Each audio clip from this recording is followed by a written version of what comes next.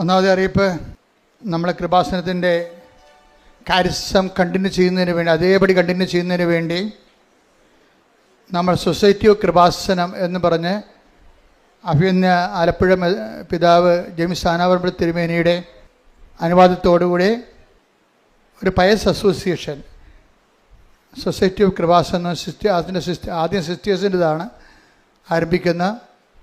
അതിൻ്റെ ഭാഗമായിട്ട് 12 വർഷമായിട്ട് നമ്മുടെ ശുശ്രൂഷയിലുള്ള ജോമോൾ സിസ്റ്ററുണ്ട്.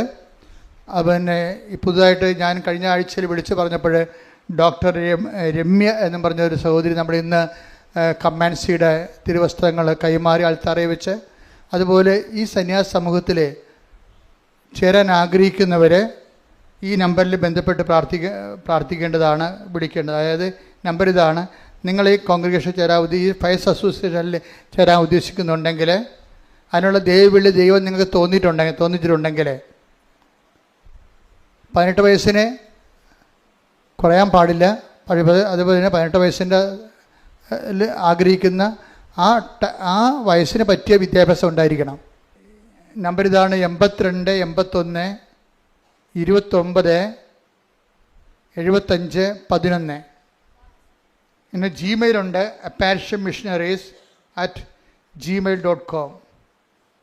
രണ്ടാമത്തെ അറിയിപ്പ്, നമ്മുടെ സ്റ്റോളുകൾ സാധാരണ തുറക്കുന്നത് 9 മണിക്കാണ്. ഈ ആഴ്ച മുതൽ എക്സിക്യൂട്ടീവ് മീറ്റിംഗ് കഴിഞ്ഞപ്പോൾ മുതൽ രാവിലെ 6:30 മണി തൊട്ട് സ്റ്റോൾ തുറക്കും. പത്രം വേണ്ടവരും മറ്റ് വിഷയമുള്ളവരും സ്റ്റോളുമായിട്ട് ബന്ധപ്പെട്ട് വരുന്ന വിഷയങ്ങൾക്ക് സ്റ്റോള് നേരത്തെ 6 മണിക്ക് അടക്കുമായിരുന്നു വൈകുന്നേരം. ഇപ്പോൾ അത് 8:30 വരെ നീട്ടിയിട്ടുണ്ട്. അപ്പോൾ സീരിയസ് ആയിട്ട് മനസ്സിലാക്കേണ്ട ഒരു വിഷയം, കൃപാസനത്തിൽ ഒരു നേർച്ച വസ്തു ആർക്കും പുറത്ത് കൊടുക്കാൻ അനുവാദമില്ല. അത് കൃപാസനത്തിൻ്റെ നേർച്ച വസ്തുക്കളാണ്. അത് 10-12 പ്രാവശ്യം വെഞ്ചരിച്ചിട്ടാണ് ഞങ്ങൾക്ക് തരണത്. ആ നേർച്ച വസ്തു നമ്മൾ അകത്ത് മാത്രമേ കിട്ടത്തുള്ളൂ. അത് വാങ്ങിക്കണമെന്നല്ല ഞാൻ പറയണത്, മറിച്ച് ഇങ്ങനെയുള്ള വിശുദ്ധമായ നേർച്ച വസ്തുവാണെന്ന് പറഞ്ഞുകൊണ്ട് ചിലർ ഇതിൻ്റെ പുറത്ത് ആൾക്കാരെ വളഞ്ഞു വെച്ചത് കൊടുത്ത് ഡിസ്റ്റർബൻസ് ഉണ്ടാക്കുന്നുണ്ട്. അപ്പം അത് തീർച്ചയായിട്ടും നിങ്ങൾ അതിനോട് സഹകരിക്കരുത്. കാര്യം വെച്ച് കഴിഞ്ഞാൽ അത് നമ്മുടെ കൃപാസനത്തിൻ്റെ ചുറ്റുവട്ടങ്ങളിലുണ്ടാകുന്ന ഒരു ഡിസിപ്ലിൻ ഇല്ലാത്ത രീതിയിൽ സ്വരം ഉണ്ടാക്കുകയും ചീത്ത വർത്തമാനങ്ങൾ പറയുകയും അങ്ങനെയൊക്കെ എൻ്റെ ശ്രദ്ധയിൽപ്പെട്ടു. അപ്പോൾ അത് വളരെ സീരിയസ് ആയ കാര്യം. വിശുദ്ധമായ മാതാവ് ജീവനോടെ പ്രത്യക്ഷപ്പെട്ട സ്ഥലത്തിൻ്റെ വിശുദ്ധിയോ പരിശുദ്ധിയോ ഒന്നും അറിയാതെ, ഒരു ബോധമില്ലാതെ പുറത്ത് ഇതിനെ മറ്റ് തീർത്ഥാടകർക്ക് ശല്യം ഉണ്ടാക്കുന്ന ഒരു ആൾക്കാർ പെരുമാറുന്നുണ്ട്. എല്ലാവരും അല്ല, അതിൽ വരുന്ന കാര്യങ്ങൾ അറിയാൻ പാടില്ലാത്ത കുറച്ച് പേര്. അപ്പോൾ അതുകൊണ്ട് വളരെ ശ്രദ്ധിച്ച് വേണം പുറത്തെ വിഷയങ്ങൾ കൈകാര്യം ചെയ്യാൻ. നമുക്ക് കൃപാസനത്തിൻ്റെ 2 അനുഗ്രഹ മാസങ്ങളാണ്. ഒക്ടോബർ മാസം റാലിയും മെയ് മാസത്തെ വണക്കവും. അപ്പോൾ മെയ് മാസത്തിൻ്റെ വണക്കത്തിൻ്റെ ചീട്ടുകൾ കൗണ്ടറിൽ നിന്ന് ലഭിക്കുന്നതാണ്. മെയ് മാസം നിയമം പറഞ്ഞു കൊടുത്തിട്ട് ചീട്ടുകൾ വാങ്ങിക്കാവുന്നതാണ്.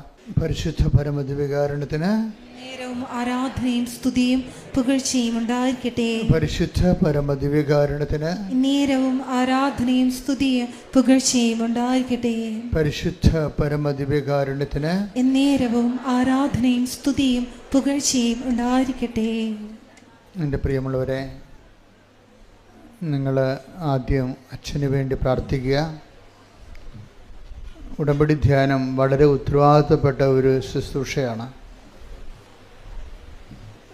ഉടമ്പടി ധ്യാനത്തിലൂടെയാണ് പലപ്പോഴും ഉടമ്പടി ജീവിക്കുന്ന മക്കൾക്ക് സ്വാഭാവികമായി ഇടയ്ക്കിടയ്ക്ക് ഉണ്ടാകുന്ന ചില പ്രശ്നങ്ങളെ വഴിമുട്ടി ഇങ്ങനെ നിൽക്കുമ്പോൾ കർത്താവ് ഉടമ്പടി ധ്യാനത്തിലൂടെയാണ് അവരെ നീ നടക്കേണ്ട വഴി ഞാൻ നിനക്ക് കാണിച്ചു തരാമെന്നും പറഞ്ഞുകൊണ്ട് ആ വാഗ്ദാന പ്രകാരം കർത്താവ് ഉടമ്പടി ധ്യാനത്തിലൂടെ നിർദ്ദേശം നൽകുന്നത്. ഒത്തിരി സാക്ഷ്യങ്ങളിലെ ഉടമ്പടി ധ്യാനത്തിലൂടെ ലഭിച്ച നിർദ്ദേശമാണ് പിന്നീട് അവരെ നയിച്ചതെന്ന് അവർ സാക്ഷ്യപ്പെടുത്തുന്നുണ്ട്. അതുകൊണ്ട് തന്നെ ഉടമ്പടി ധ്യാനം മുഴുവനായിട്ട് ഈശോ അധ്യക്ഷത വഹിച്ചുകൊണ്ട് അമ്മയുടെ മാധ്യസ്ഥയിലെ പരിശുദ്ധാത്മ നിറവിലെ അപ്പായുടെ സ്നേഹത്തിലെ ശുശ്രൂഷ ചെയ്യാൻ വേണ്ടി നമുക്ക് ഒരുമിച്ച് സ്തുതിക്കാം. സ്തുതിക്കട്ടെ. ഹല്ലേലൂയ, ഹല്ലേലൂയ, ഹല്ലേലൂയ, ഹല്ലേലൂയ. മഹത്വം, മഹത്വം, ആരാധന, ആരാധന. ഹല്ലേലൂയ, ഹല്ലേലൂയ, ഹല്ലേലൂയ.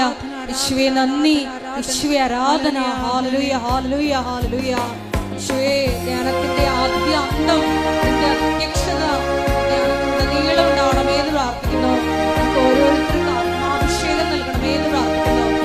ആരാധനയും സ്തുതിയും പുകഴ്ചയും ഉണ്ടായിരിക്കട്ടെ. പരിശുദ്ധ പരമ ദിവ്യകാരുണ്യത്തിന് നേരവും ആരാധനയും സ്തുതിയും പുകഴ്ചയും ഉണ്ടായിരിക്കട്ടെ. പരിശുദ്ധ പരമ ദിവ്യകാരുണ്യത്തിന് നേരവും ആരാധനയും സ്തുതിയും പുകഴ്ചയും ഉണ്ടായിരിക്കട്ടെ. എൻ്റെ പ്രിയമുള്ളവരെ,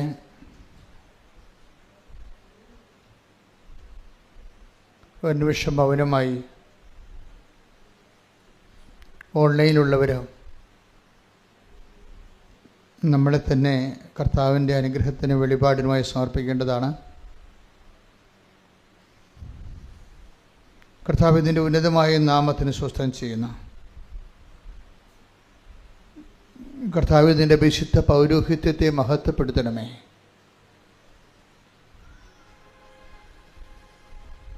കർത്താവെ സഭയിലുള്ള സാന്നിധ്യം പ്രകടമാക്കണമേ. 39 വർഷം ഞാൻ അർപ്പിച്ച പരിശുദ്ധ കൃപാന്റെ ശക്തിയാൽ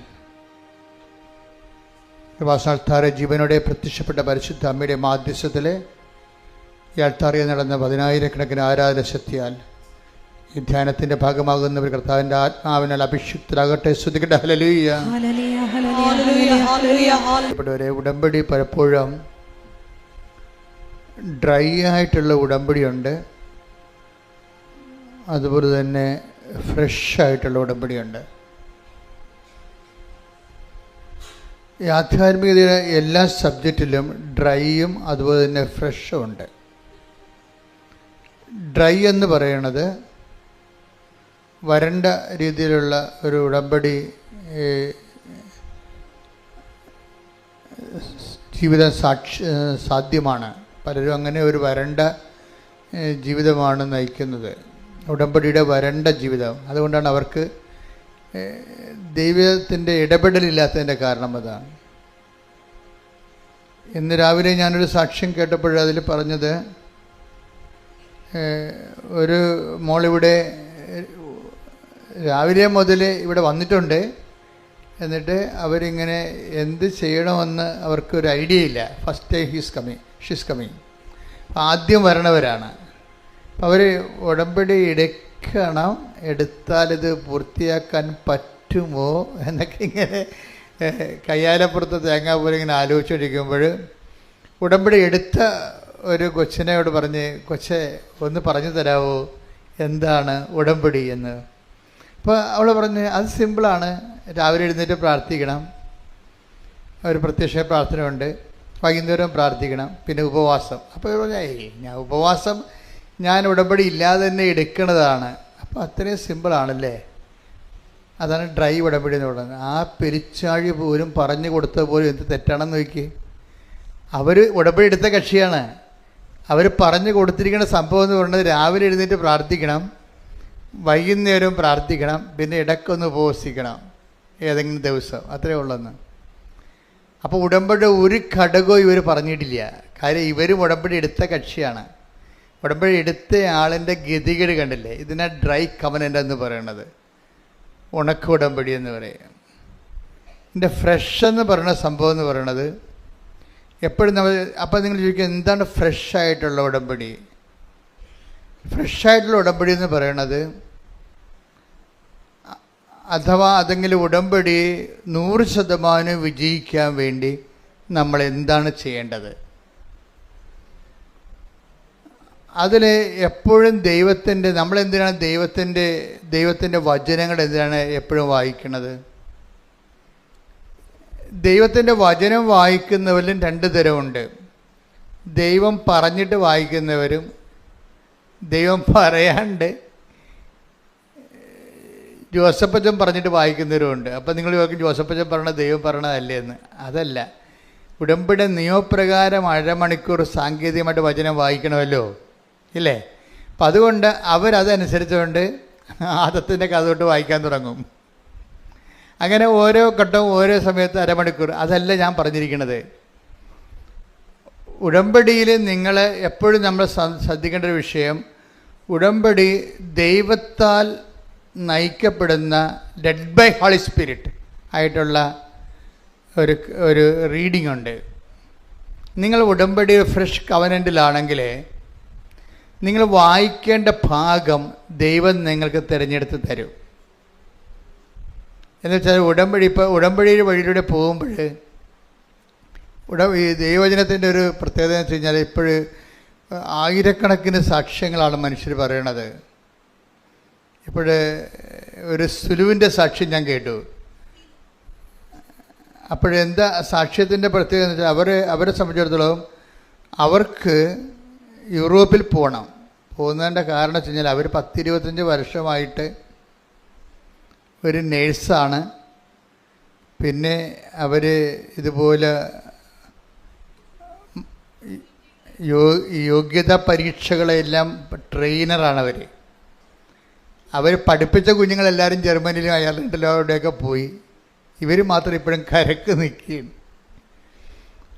ഇവരുടെ 10-20 കൊല്ലമായില്ലേ, ഇവർ പഠിപ്പിച്ച കുഞ്ഞുങ്ങളെല്ലാം ഇപ്പോൾ വലിയ നിലയിലായിപ്പോയി. അപ്പോൾ ഇവരുടെ മക്കൾ ചോദിച്ചു, അമ്മയ്ക്ക് എന്താ പോകാൻ പറ്റാത്തതെന്ന് ചോദിച്ചു. ഇവരുടെ മക്കളിപ്പോൾ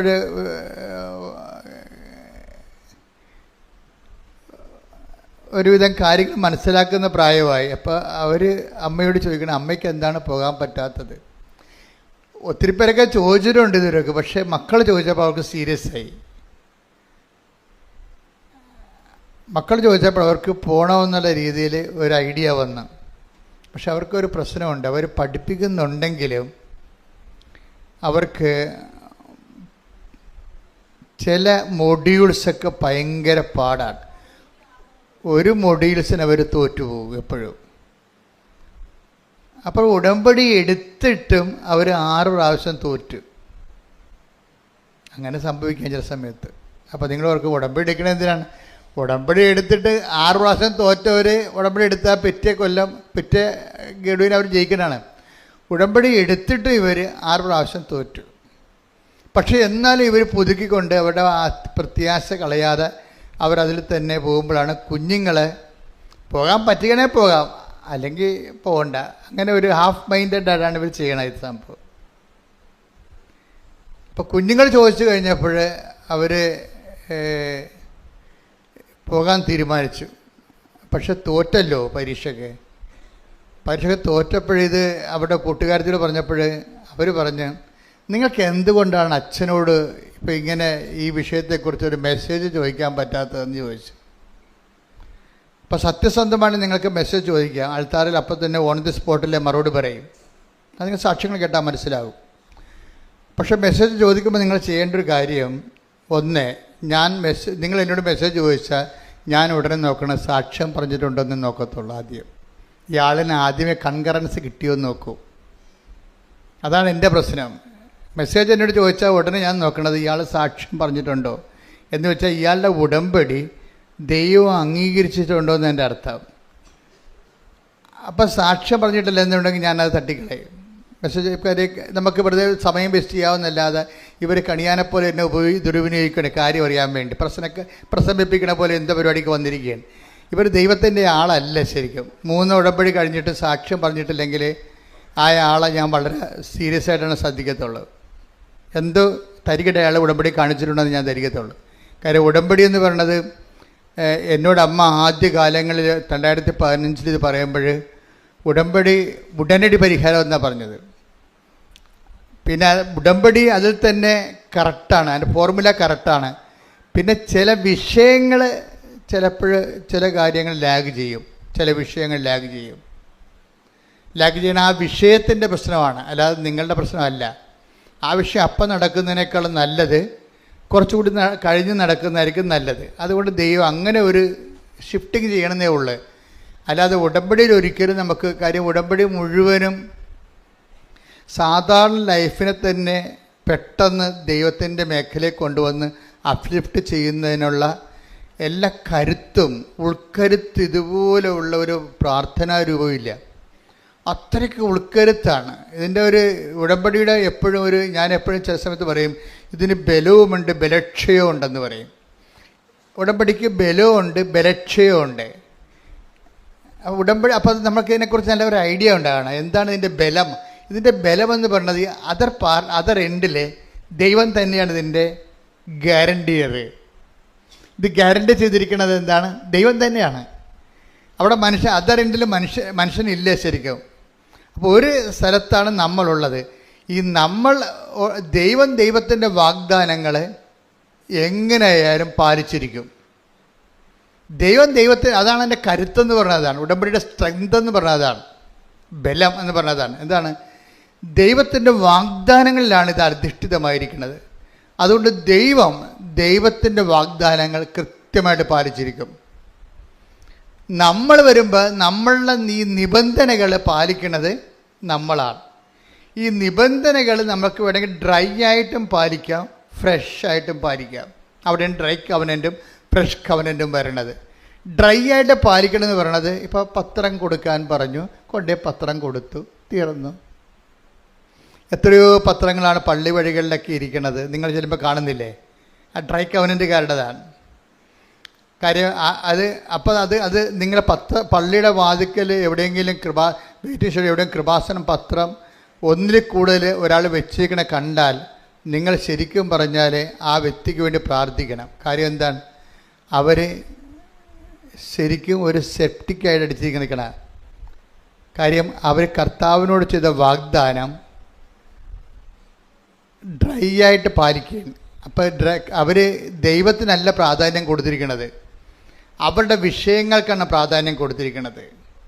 ഇപ്പം എവിടെയെങ്കിലും കൊണ്ടുപോയി ആരെങ്കിലും ഒരു കെട്ട് പത്രം ഇരിക്കണ കണ്ടാൽ അതിൻ്റെ അർത്ഥം ഡ്രൈ കവനൻ്റ് അത് ചെയ്തിരിക്കുന്നത്. അത് ആ മുട്ട പൊരുന്നത്തില്ല ഒരു കാലത്ത്. തന്നെയല്ല, ഇവർ ആലപ്പുഴ വന്ന് എക്സ്ട്രാ ആയിട്ട് പണി മേടിച്ച് വെച്ചിരിക്കുന്നവരാണ്. എന്താ കാര്യം? ഇവർ വരികയും ദൈവത്തിൻ്റെ മുമ്പിൽ അവരുടെ ജീവിതത്തിൽ ദൈവത്തിനെന്ത് വിലയുണ്ടെന്ന് അവർ പുറത്ത് പറഞ്ഞു കഴിഞ്ഞു. അതാണ് വിഷയം. കാര്യം എന്താണ്? കർത്താവിനെ അറിയാത്തവരെ അറിയിക്കാൻ വേണ്ടിയും അറിഞ്ഞവരെ ആഴപ്പെടുത്താൻ വേണ്ടിയും ആണ് ഈ ഉടമ്പടി എടുക്കുന്നത്. പക്ഷേ ഇത് ചെയ്യണത് നമുക്ക് ഡ്രൈ ആയിട്ട് ചെയ്യാമെന്ന് വെച്ച് കഴിഞ്ഞാൽ ആ നിയമപരമായിട്ട് എന്താണ് ചെയ്യേണ്ടത് അത് മാത്രം ചെയ്ത് പാലിക്കാം. പക്ഷേ ചിലരിത് ഫ്രഷായിട്ട് ചെയ്യും. ഫ്രഷായിട്ട് ചെയ്യണമെന്ന് വെച്ച് കഴിഞ്ഞാൽ അവരത് ദൈവസ്നേഹത്തോടെയാണ് ചെയ്യണത്. ദൈവസ്നേഹമാണ് എൻ്റെ അത് കണ്ടന്റ് എന്ന് പറയണത്. നമ്മൾ എന്ത് ചെയ്യുമ്പോഴും ഓർക്കുക, അത് ഒരു മീഡിയം ഫ്രഷ് ഉണ്ട്, മാക്സിമം ഫ്രഷ് ഉണ്ട്. ഉടമ്പടി തന്നെ ഒരു ഡ്രൈ കവനൻ്റും ഉണ്ട്, ഫ്രഷ് കവനൻ്റും ഉണ്ട്. അതിന് മീഡിയം ഫ്രഷ് ഉണ്ട് എന്ന് വെച്ച് കഴിഞ്ഞാൽ ഒരു സ്വാഭാവികമായ ദൈവസ്നേഹത്തോടെ നമ്മൾ ഈ വിഷയങ്ങളെല്ലാം ചെയ്യും. എപ്പോഴും നമ്മൾ ചെയ്യണം. നിങ്ങൾ രോഗികളെ കാണാൻ പോകുമ്പോഴും അത് ആ രോഗികളെ കാണുമ്പോൾ ഉടമ്പടിയുടെ നിയമമുണ്ട്, അതുകൊണ്ടാണ് ഞാനിത് കാണുന്നത് എന്നല്ല. അതപ്പോൾ ഡ്രൈ കവനൻ്റായി പോകും. അത് ക്രിസ്തുവാണെന്നും പറഞ്ഞ് കാണുന്നെങ്കിൽ ക്രിസ്തുവിനെക്കുറിച്ച് നമുക്ക് ഉള്ളിലുള്ളിൽ വല്ലാത്തൊരു സ്നേഹമുണ്ടാകണം. ഒന്ന് പ്രാർത്ഥിച്ചേ. കർത്താവായ ദൈവമേ, ഉടമ്പടിയുടെ ഓരോ അംശങ്ങളും അങ്ങയെ വ്യക്തിപരമായി സ്നേഹിക്കുന്ന തികഞ്ഞ ദൈവസ്നേഹത്തിന്റെ പ്രേക്ഷിത പ്രവർത്തകരായി എന്നെ ഞങ്ങളെ അഭിഷേകം ചെയ്യണമേ. ശ്രുതികട്ടെ. നിങ്ങൾ പ്രാർത്ഥിക്കുകയും പ്രവർത്തിക്കുകയും ചെയ്യുമ്പോഴൊക്കെ നിങ്ങളുടെ നിയോഗങ്ങളാണ് പ്രാധാന്യം കൊടുത്താൽ പ്രാർത്ഥിക്കണത്, അല്ലേ? അത് ഡ്രൈ കവനൻ്റാണ്, ഉണക്ക ഉടമ്പടി എന്ന് പറയും. നിയോഗം ഓൾറെഡി നിങ്ങൾ ദൈവത്തിൻ്റെ സമർപ്പിച്ചില്ലേ? അത് വെറുതെ കൊണ്ടുവന്ന് ഇട്ടിരിക്കണമല്ല, പരിശുദ്ധ അമ്മ വഴിയാണ് നിങ്ങൾ എടുത്തിരിക്കണത്. ഇതിലൊന്നും നിങ്ങൾക്ക് വിശ്വാസമില്ലാത്തതുകൊണ്ടാണ് നിങ്ങൾ അത് തന്നെ പിന്നെ പറഞ്ഞുകൊണ്ടിരിക്കണത്. നിങ്ങൾ ആര് വഴിയാണ് ഇത് കൊടുത്തിരിക്കണത്? പരിശുദ്ധ അമ്മ വഴിയാണ് നിങ്ങൾ കർത്താവിൻ്റെ അടുത്ത് നിങ്ങളുടെ കണ്ണീര് കൊടുത്തിരിക്കണത്.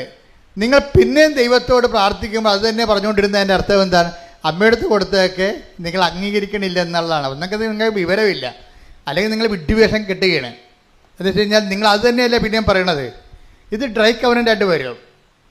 കാര്യം നിങ്ങൾ ഒരിക്കൽ അമ്മയെടുത്ത് ഉടമ്പടി പ്രകാരം കൊടുത്ത കാര്യങ്ങൾ പിന്നെ നിങ്ങൾ ഒരിക്കലും പ്രാർത്ഥന പറയരുത്. നിങ്ങൾ ഉടമ്പടി ചെയ്ത കാര്യങ്ങൾ ദൈവം അംഗീകരിച്ചു, അതിൻ്റെ ഫസ്റ്റ് സ്റ്റെപ്പ് പൂർത്തിയാക്കി. അപ്പോൾ നിങ്ങൾക്ക് കമ്മ്യൂണിക്കേറ്റ് ചെയ്യാം. അമ്മ ഉടമ്പടി എടുത്തു കഴിഞ്ഞു, ഓൾറെഡി ഫയലിൽ ഇത്രയും സ്റ്റെപ്സേക്ക് മുന്നോട്ട് പോകുന്നുണ്ട്, അതിൽ നന്ദി പറയാം. നിങ്ങൾക്ക് നന്ദി പറയാം. അപ്പോൾ ഈ എപ്പോഴും നമ്മൾ ശ്രദ്ധിക്കേണ്ടത്, ഉടമ്പടി ഇട്ട വിഷയങ്ങൾ വീണ്ടും തന്നെ ഈ താറാവ് സ്വരം ഉണ്ടാക്കുന്ന പോലെ കറകുറാന്ന് പറഞ്ഞ് എപ്പോഴും സ്വരം ഉണ്ടാക്കിക്കൊണ്ടിരുന്നു കഴിഞ്ഞാൽ നിങ്ങൾക്ക് എന്തോ തലക്ക് വട്ടാണെന്ന് ദൈവം വിചാരിക്കത്തുള്ളൂ. ഒന്നാമത് നിങ്ങൾ ചെയ്ത ഉടമ്പടിയിൽ നിങ്ങൾക്ക് തന്നെ വിശ്വാസമില്ല എന്ന കാര്യം നിങ്ങളെ ഏൽപ്പിച്ച ആളാരാണെന്ന് നിങ്ങൾക്ക് അറിയത്തില്ല. അമ്മയെടുത്ത് നിങ്ങൾ ഏൽപ്പിച്ചിരിക്കുന്നത്. രണ്ടാമത് അമ്മ അത് പാസ് ചെയ്യുന്ന അടുത്ത് ഈശോൻ്റെ അടുത്താണ്. ഇതിനെക്കുറിച്ചൊന്നും നിങ്ങൾക്ക് യാതൊരു അറിവുമില്ലാതെ ഈ ഉടമ്പടി മൂന്നാമത്തെ പുതുക്കിയാലും പിന്നെയും ആ നിയോഗത്തിനെ പറ്റി ദൈവത്തെ ഓർപ്പിച്ചുകൊണ്ടിരിക്കും. ദൈവത്തിന് എന്താണ് ഓർമ്മക്കുറവാണ്.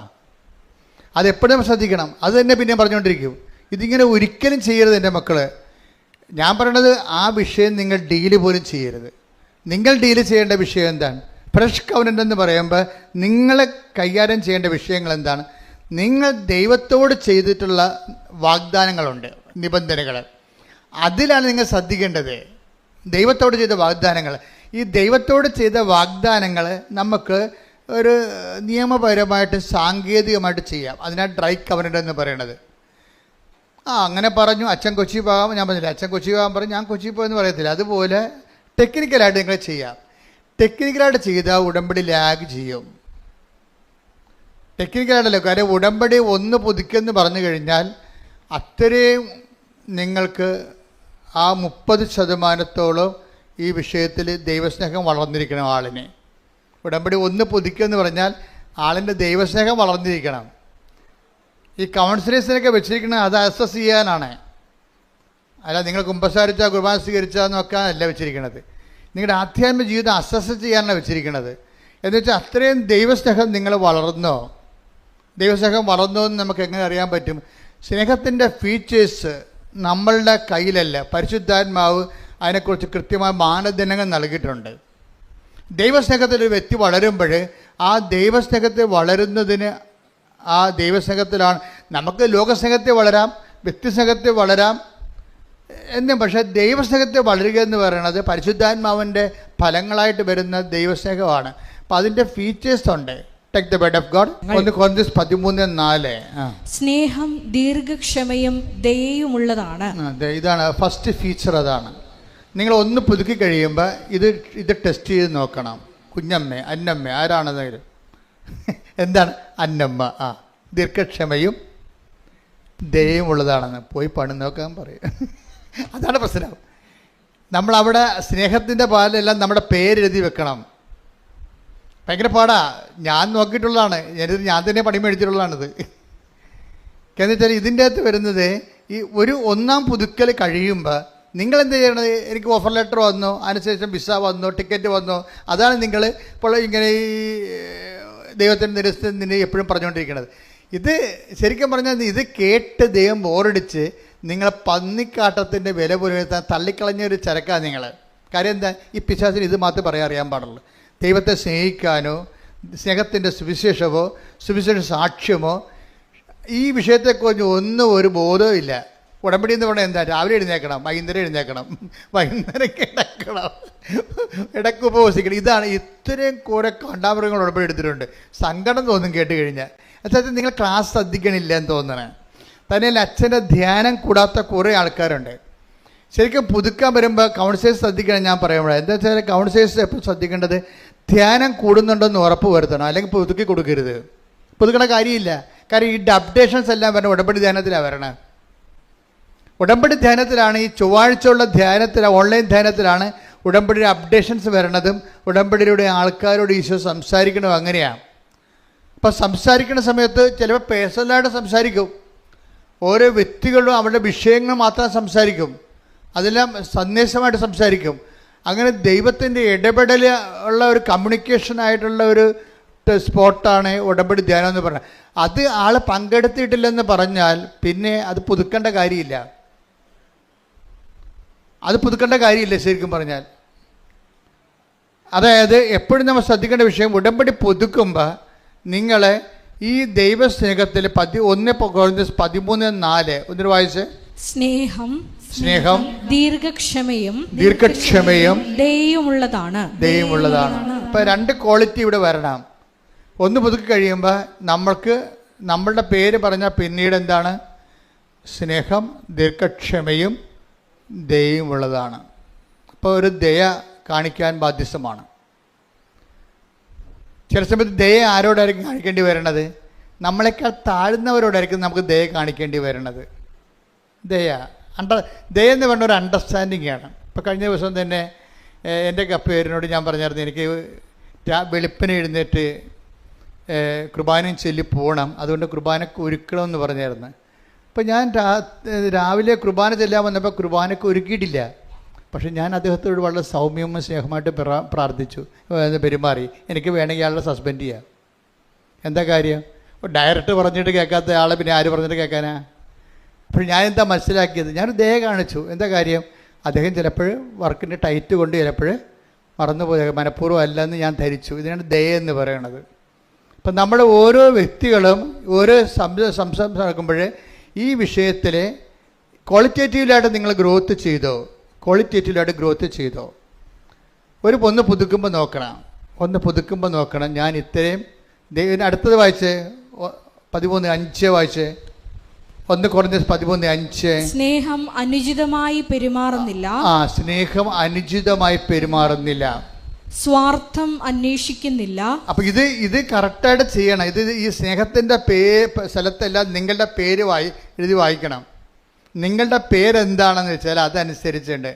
അപ്പം നിങ്ങൾ ഇതിൻ്റെ അകത്ത് കുറേ നോൺ ക്രിസ്ത്യൻസ് ഉണ്ട്. അപ്പോൾ പറയും, അയ്യോ ഇതൊക്കെ വായിക്കാൻ ഞങ്ങളാരും ക്രിസ്ത്യൻസ് അല്ല. എന്നാൽ പിന്നെ ഈ പരിപാടിക്ക് നിങ്ങൾ ഇറങ്ങരുത്. ദൈവത്തിനെ പറ്റിച്ച് വയറ്റിപ്പിഴപ്പിന് ഉള്ള വക ഒപ്പിച്ചെടുക്കാനാണ് നിങ്ങൾ ഉടമ്പടി എടുക്കാൻ പറ്റുന്നത്. അങ്ങനെയല്ല. നിങ്ങൾ ഉടമ്പടി എടുക്കുന്നുണ്ടെങ്കിൽ ഇവിടെ ആരുടെ ഇത് ഓപ്ഷണലാണ്. It is only four Christians ഉടമ്പടി എന്ന് പറയണത്. പിന്നെ വേറെ ആരെങ്കിലും കയറി ഉടമ്പടി എടുത്തിട്ടുണ്ടെങ്കിൽ അവർ ആ ഉടമ്പടിയുടെ ടേംസ് ആൻഡ് കണ്ടീഷൻസ് വെരിഫൈ ചെയ്യാൻ ബാധ്യസ്ഥരാണ്. അല്ലെങ്കിൽ എടുക്കരുത് അവരെ. ഇതിനകത്ത് പറഞ്ഞിരിക്കുന്ന വിഷയം എന്താണ്? സ്നേഹം അനുചിതമായി പെരുമാറുന്നില്ല. അപ്പം നിങ്ങൾ അക്രൈസ്തവനാണെന്ന് വിചാരിച്ചോ? നിങ്ങളൊരു കക്ഷിയുമായിട്ട് മിണ്ടാതിരിക്കുകയാണ്, സംസാരിക്കാണ്ടിരിക്കുകയാണ്. ഞാൻ കഴിഞ്ഞ ആഴ്ച പറഞ്ഞ പോലെ തന്നെ സംഭവിച്ചെന്ന് വിചാരിച്ചോ? എന്താ സംഭവിച്ചിരിക്കുന്നത്? നിങ്ങളുടെ അവകാശ ഓഹരിയും ഇപ്പോൾ നിങ്ങളുടെ കുഞ്ഞുങ്ങളെ ഇപ്പോൾ നിങ്ങളുടെ അകലെ വിട്ട് പഠിപ്പിക്കാൻ പോവുകയാണ്. അതിന് പൈസ വേണം. നിങ്ങൾ അങ്ങനോട് പറഞ്ഞ് എനിക്കൊന്നും തന്നിട്ടില്ലല്ലോ, എനിക്ക് തരാനുള്ളത് തരണം, എൻ്റെ കുഞ്ഞിനെ പഠിപ്പിക്കണം എന്ന് പറയുമ്പോൾ അവിടെ കെട്ടിവന്ന നാത്തും പറയും, പിന്നെ അവളെ കുഞ്ഞിനെ പഠിപ്പിക്കുക. അപ്പോൾ നമ്മുടെ കുഞ്ഞിനെ പഠിപ്പിക്കണ്ടേ? മനുഷ്യ താനങ്ങാൻ കൊടുക്കുന്നുണ്ടോ? അതല്ല കൈയും കാലും പെട്ടൊന്നും അവൾ. അപ്പോൾ നമുക്കറിയാം നാത്തൂനാണ് പാര വെച്ചത്. നമുക്ക് മനസ്സിലായി. പക്ഷേ ഈ നാത്തൂനെ കാണുമ്പോൾ നീ ഉടമ്പടി എടുത്ത നീ എന്ത് മോന്ത വെക്കും? അതാണ് വിഷയം. നീ മിണ്ടത്തില്ല. കാര്യം എന്താണ്? എൻ്റെ കുഞ്ഞിനെ പഠിപ്പിക്കപ്പെടാതിരിക്കണം, എൻ്റെ ഓഹരി കിട്ടാതിരിക്കാൻ വേണ്ടി ഇവളല്ലേ വട്ടം ചവിട്ടിയത്. പക്ഷെ ഒരു പ്രശ്നം, നീ ഉടമ്പടി എടുത്ത വ്യക്തിയാണെങ്കിൽ നിന്നെ ഭരിക്കേണ്ടത് ആരാണ്? ക്രിസ്തുവാണ് ഭരിക്കേണ്ടത്. അല്ലാതെ നിൻ്റെ കുടുംബത്തിലുണ്ടാകുന്ന പാരമ്പര്യമായിട്ടുള്ള മൗലിക വികാരങ്ങളല്ല ഭരിക്കേണ്ടത്. എന്ന് പ്രാർത്ഥിക്കുക. കർത്താവായ ദൈവമേ, എൻ്റെ ജീവിതത്തിന്റെ വ്യത്യസ്തങ്ങളായ മണ്ഡലങ്ങളിലെ നിന്നോട് ചെയ്ത ഉടമ്പടി പാലിക്കാൻ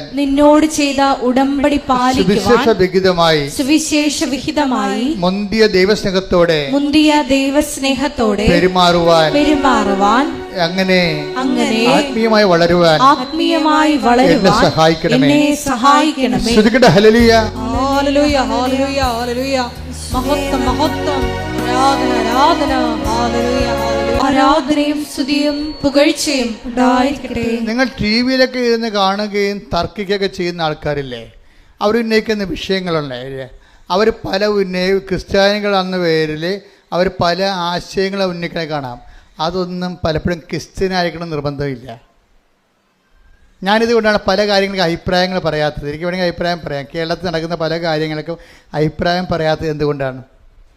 പലപ്പോഴും അഭിപ്രായം പറയുമ്പോൾ അത് പരിശുദ്ധാത്മാവിന് നിരക്കുന്നതാണോ അല്ലയോ എന്ന് പറയാൻ ഞാൻ ബാധ്യസ്ഥനാണ്. കാര്യം എന്താണ്?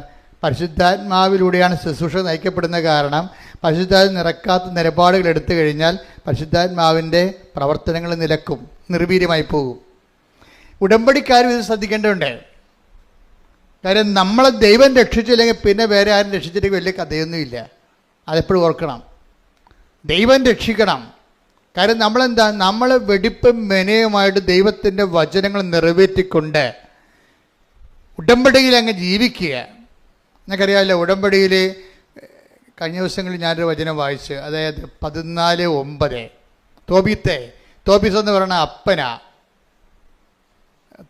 അപ്പൻ തോബിയാസ് എന്ന് പറഞ്ഞ മകനെ ഒരു സ്ഥലത്തേക്ക്, അതായത് ഡിയാസ്പ്ര, അതായത് അവർ യുദ്ധത്തിൽ പലായനം ചെയ്യണ സമയത്ത് ഈ തോബിത്തെന്ന് പറയുന്ന ആള് 10 താലന്ത് വെള്ളി ഒരു സ്ഥലത്ത് മറവ് ചെയ്യാൻ കൊടുത്തു.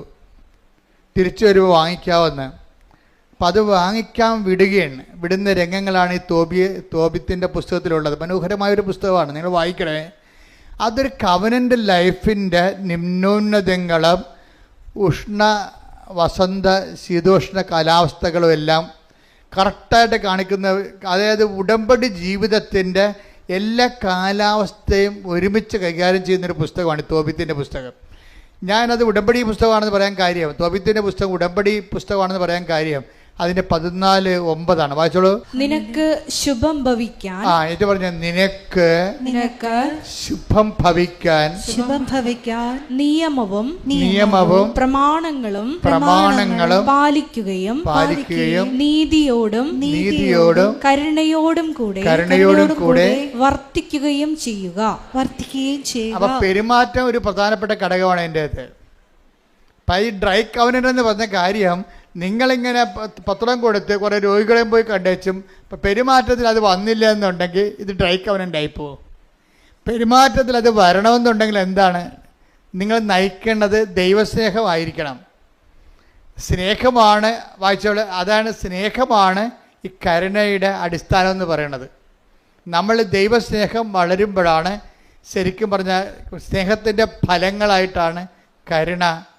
ശരിക്കും നമ്മൾ കരുണയെ അങ്ങനെ നേരിട്ട് കരുണയെ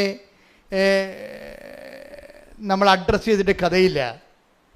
കാര്യം അത് ഇപ്പോൾ ഒരു പേരമരത്തിൽ ഒരു കായ ഉണ്ടാകുമ്പോൾ അതുപോലെ തന്നെ ഒരു ഫലമാണ് കരുണയെന്ന് പറയണത്. കരുണ ഒരു ഫലമാണ്. അതുപോലെ തന്നെ, പക്ഷേ എന്തിലാണ് ഉണ്ടായിരിക്കണത്? അത് സ്നേഹത്തിലാണ് അത് ഉണ്ടാകണത്. അപ്പം നമ്മൾ എന്തിനാണ് പ്രാധാന്യം കൊടുക്കേണ്ടത്? ദൈവസ്നേഹത്തിനാണ് പ്രാധാന്യം കൊടുക്കേണ്ടത്. അപ്പം നിങ്ങൾ ചെയ്യുന്ന രോഗികളെ നിങ്ങൾ പോയി കാണുന്നു. അപ്പം നിങ്ങൾ ആ രോഗികളെ കാണുമ്പോഴേ വേറെ ഒരു കാര്യവും നിങ്ങളെ സ്വാധീനിക്കരുത്. അയാൾ ബന്ധുവാണ്, അയാൾ സുഖപ്പെട്ട് കഴിഞ്ഞാൽ ആ ഒരു നന്ദി നമ്മളോട് കാണിക്കും. അതുകൊണ്ടാണ് ഞാൻ പറഞ്ഞത് ബന്ധുക്കളൊക്കെ പോയി കാണരുതെന്ന് പറഞ്ഞതിൻ്റെ കാരണം അതാണ്.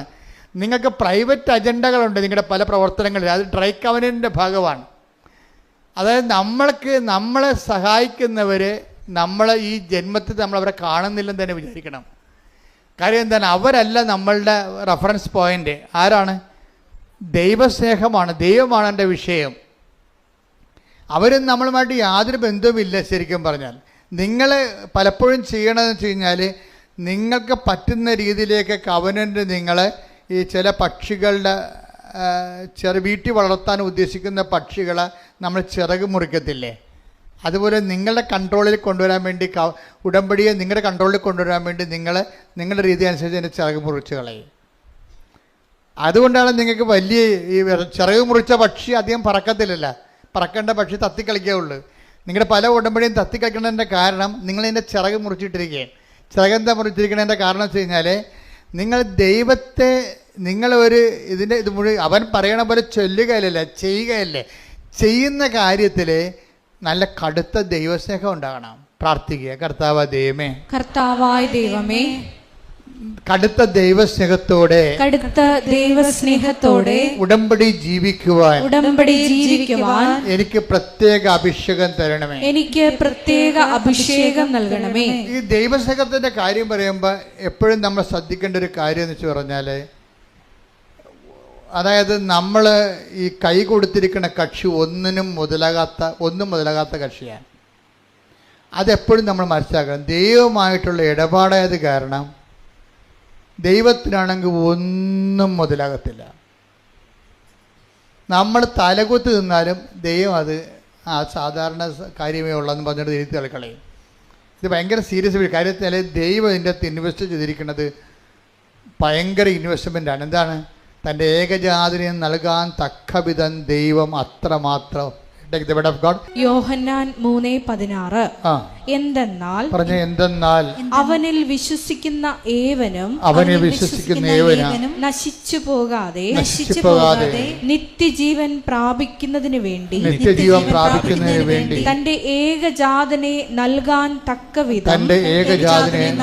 തക്കവിധം ദൈവം ലോകത്തെ അത്രമാത്രം സ്നേഹിച്ചു.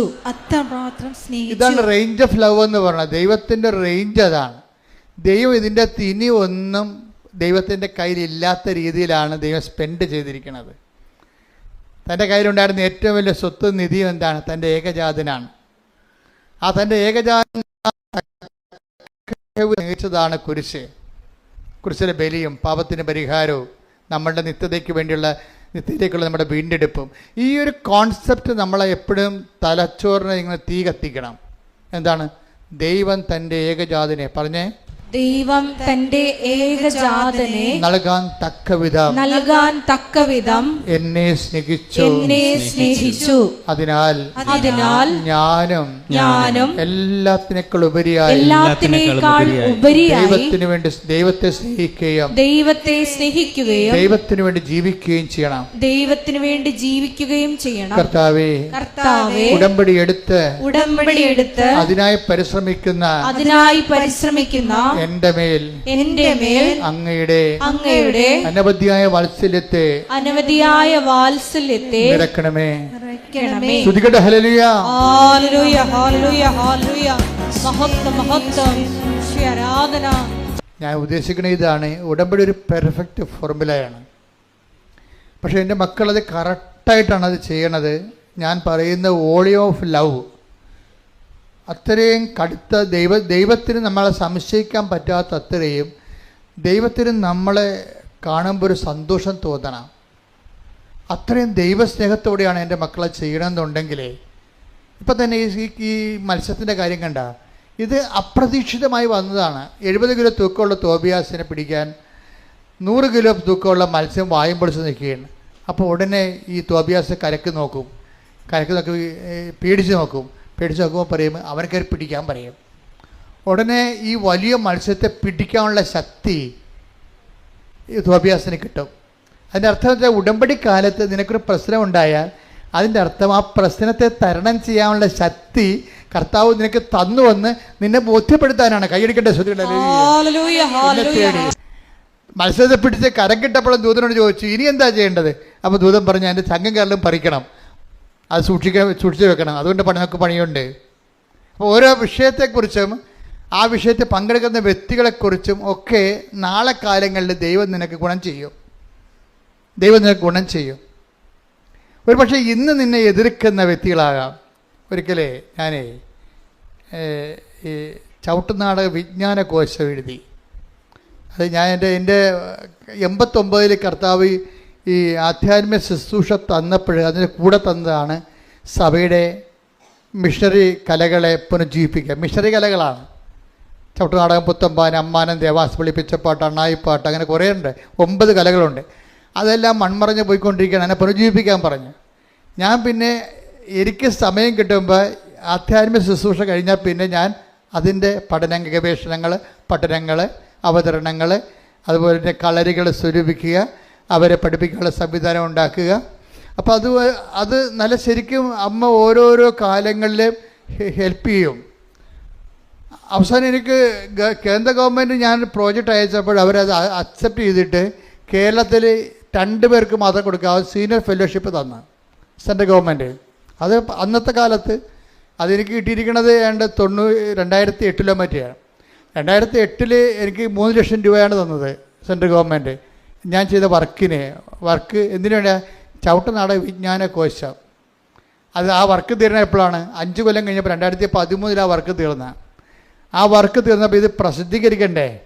ഇത് പ്രസിദ്ധീകരിക്കാൻ വേണ്ടി ഇതിന് എന്തുമാത്രം ഇത് ആദ്യമേ, അതായത് നിങ്ങൾ ഒരു സ്ഥലത്ത് നിങ്ങൾ പറയുമല്ലോ ഞാൻ അവിടെ കൊണ്ട് ബിസാക്ക് കൊടുത്തു, അപ്പോൾ ഏജൻസിക്ക് ഞാൻ 1 ലക്ഷം രൂപ കൊടുത്തു, പിന്നെ 6 മാസം കഴിഞ്ഞപ്പോൾ അത് മനസ്സിലായി ഏജൻസി ഫേക്കാണെന്ന് കണ്ടു.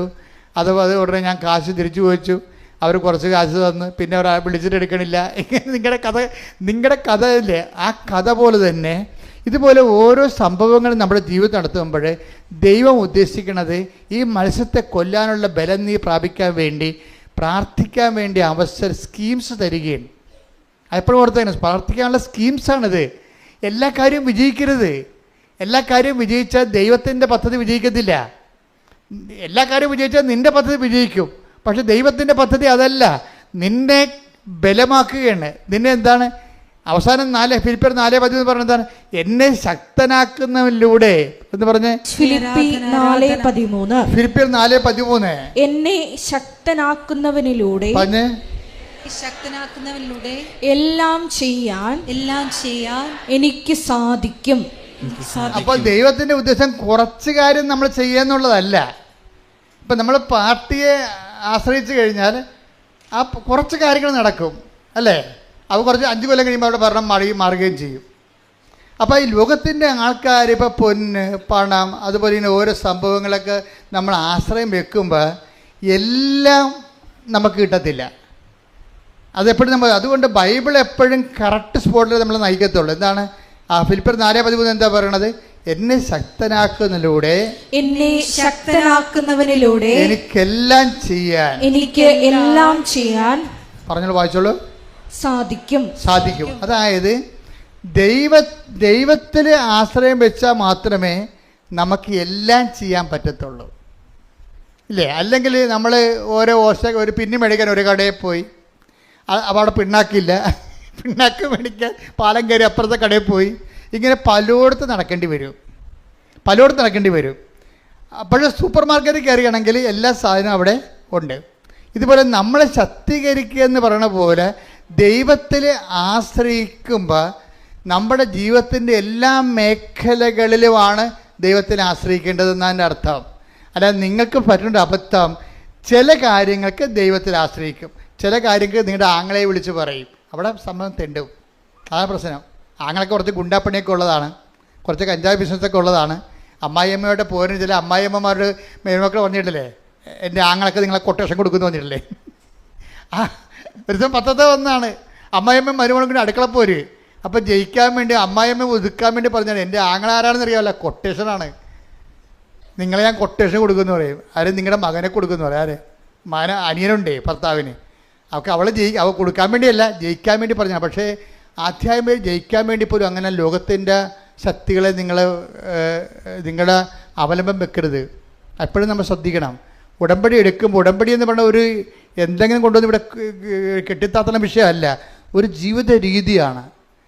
എന്നെ ശക്തനാക്കുന്നതിലൂടെ എന്ന് വെച്ച് കഴിഞ്ഞാൽ എല്ലാം ചെയ്യാൻ വേണ്ടി നമ്മളെ ശക്തനാക്കാൻ ദൈവം മാത്രമേ ഉള്ളൂ. കൈയടിച്ച് സ്തുതിക്കട്ടെ. ഹല്ലേലൂയ, ഹല്ലേലൂയ, ഹല്ലേലൂയ, ഹല്ലേലൂയ, ഹല്ലേലൂയ. മഹത്വം, മഹത്വം, ആരാധന, ആരാധനയും സ്തുതിയും പുകഴ്ചയും ഉണ്ടായിരിക്കട്ടെ. അപ്പോൾ കാര്യം മനസ്സിലായില്ലേ? ഉടമ്പടി കാലത്ത് പ്രത്യേകിച്ച് ഉടമ്പടി ഒരു ജീവിത രീതിയാണ്. 90 ദിവസത്തേക്ക് വേണ്ടിയുള്ള എന്തെങ്കിലും ഒരു പ്രോഗ്രാമല്ല, ഒരു ഫങ്ഷനല്ല, അതൊരു ജീവിത രീതിയാണ്. അപ്പോൾ അതുകൊണ്ട് ഒരു നിലപാടുണ്ട്. ആരാണ് എന്നെ ശക്തനാക്കുന്ന? ആരാണ്? ദൈവം. അതുകൊണ്ടാണ് ഈശോ പറഞ്ഞത് ഞങ്ങളെ പ്രലോഭനത്തിൽ ഉൾപ്പെടുത്തരുത്. അപ്പോൾ എന്ന് വെച്ച് കഴിഞ്ഞാൽ ഇതുപോലെയുള്ള ഒരു കാര്യത്തിന് വേണ്ടി, ഇപ്പം നിങ്ങളുടെ മതിലൊരുത്തം പൊളിച്ചു. ഇപ്പം ഇന്നലെ ഇപ്പോൾ ഈ സിലുവിൻ്റെ സാക്ഷ്യത്തിലുണ്ടേ, സിലുവിൻ്റെ വീട്ടിൽ എല്ലാ ദിവസവും ഓരോ പാമ്പ് മാറി മാറി കയറണം. ഒരു പാമ്പ് അണലി ഒരു ദിവസം വന്നാൽ അടുത്ത ദിവസം മുറുക്കം വരും, പിന്നെ ചേനത്തണ്ടം വരും, ശംഖുവരയും വരും. ഇങ്ങനെ ഓരോ പാമ്പ് വരികയാണ്. മൊത്തം ഇതിനെ കൈകാര്യം ചെയ്യാൻ ഇവർക്ക് പറ്റണില്ല. ഇത് കൈകാര്യം ചെയ്യാൻ വേണ്ടി വേറെ ആരെയും വിളിച്ച് വരുത്തിയ ഏക്കത്തില്ല ഈ സാധനം. കാര്യം കോംപ്രമൈസ് സ്റ്റോക്കിന് തയ്യാറല്ല ഈ മുറുക്കപ്പാമ്പൊക്കെ, ഒത്തുതീർപ്പിന് തയ്യാറല്ല. അവന്മാർ കയറി വേണമെങ്കിൽ നമ്മുടെ തലേൻ്റെ താഴെ ഇരിക്കും. അപ്പോൾ ഈ ലോകത്ത് കോംപ്രമൈസ് സ്റ്റോക്കിന് തയ്യാറല്ലാത്ത ഒത്തിരിയേറെ ജീവികളും ജീവിത വിഷയങ്ങളും ഉണ്ട്. അതുകൊണ്ടാണ് എന്നെ ശക്തനാക്കുന്നതിലൂടെ എല്ലാം ചെയ്യാൻ പറ്റത്തില്ല. മനുഷ്യന്മാരിൽ ആശ്രയിക്കുമ്പോഴും മരുന്നിൽ ആശ്രയിക്കുമ്പോഴും എല്ലാം ചെയ്യാൻ പറ്റത്തില്ല. കിഡ്നിയുടെ മരുന്ന് കഴിക്കുന്നതിന് കരൾ രോഗം ഉണ്ടെങ്കിൽ അതിന് വേറെ മരുന്ന് കഴിക്കേണ്ടി വരും. ആ മരുന്ന് എല്ലാം ചെയ്യാൻ പറ്റത്തില്ല. ഇതാണ് എൻ്റെ അത് വരുന്ന വിഷയം വരണത്. അപ്പം അതുകൊണ്ട് തന്നെ എല്ലാം ഈ ദൈവത്തിന് ഒരു ഓപ്ഷൻ നമുക്കില്ല. നിങ്ങൾ ഉടമ്പടിക്കാലം ശ്രദ്ധിക്കുമ്പോൾ തന്നെ ഓർക്കുക, ഞാൻ ഉടമ്പടിയിലാണ്, അതുകൊണ്ട് എനിക്ക് ഇന്ന കാര്യങ്ങൾ, നിലപാടുകൾ. ദൈവവിഹിതമായ നിലപാട് എടുത്തത്. ദൈവത്തിന് ഒന്നാം സ്ഥാനം കൊടുക്കണം നിലപാട് എടുക്കാൻ പറ്റത്തുള്ളൂ. ഇനി ദൈവത്തിന് ഒന്നാം സ്ഥാനം കൊടുക്കാൻ പറ്റാത്ത രീതിയിൽ മനുഷ്യന് ഒന്നാം സ്ഥാനം കൊടുക്കണമെന്ന് നിലപാട് എടുക്കേണ്ട സാഹചര്യങ്ങൾ ഉണ്ടാകും. അതിനാണ് പ്രലോഭനമെന്ന് പറയണത്. മനസ്സിലായില്ലേ? അതിന് കർത്താവ് എൻ്റെ മരുന്നെന്താ പറഞ്ഞിരിക്കണത്? അത് ബ്ലോക്ക് ചെയ്ത് പ്രാർത്ഥിക്കാൻ പറഞ്ഞിരിക്കുകയും. കാര്യം നിങ്ങൾ അങ്ങനെ വന്നാൽ നിങ്ങൾ വീണ് പോകും.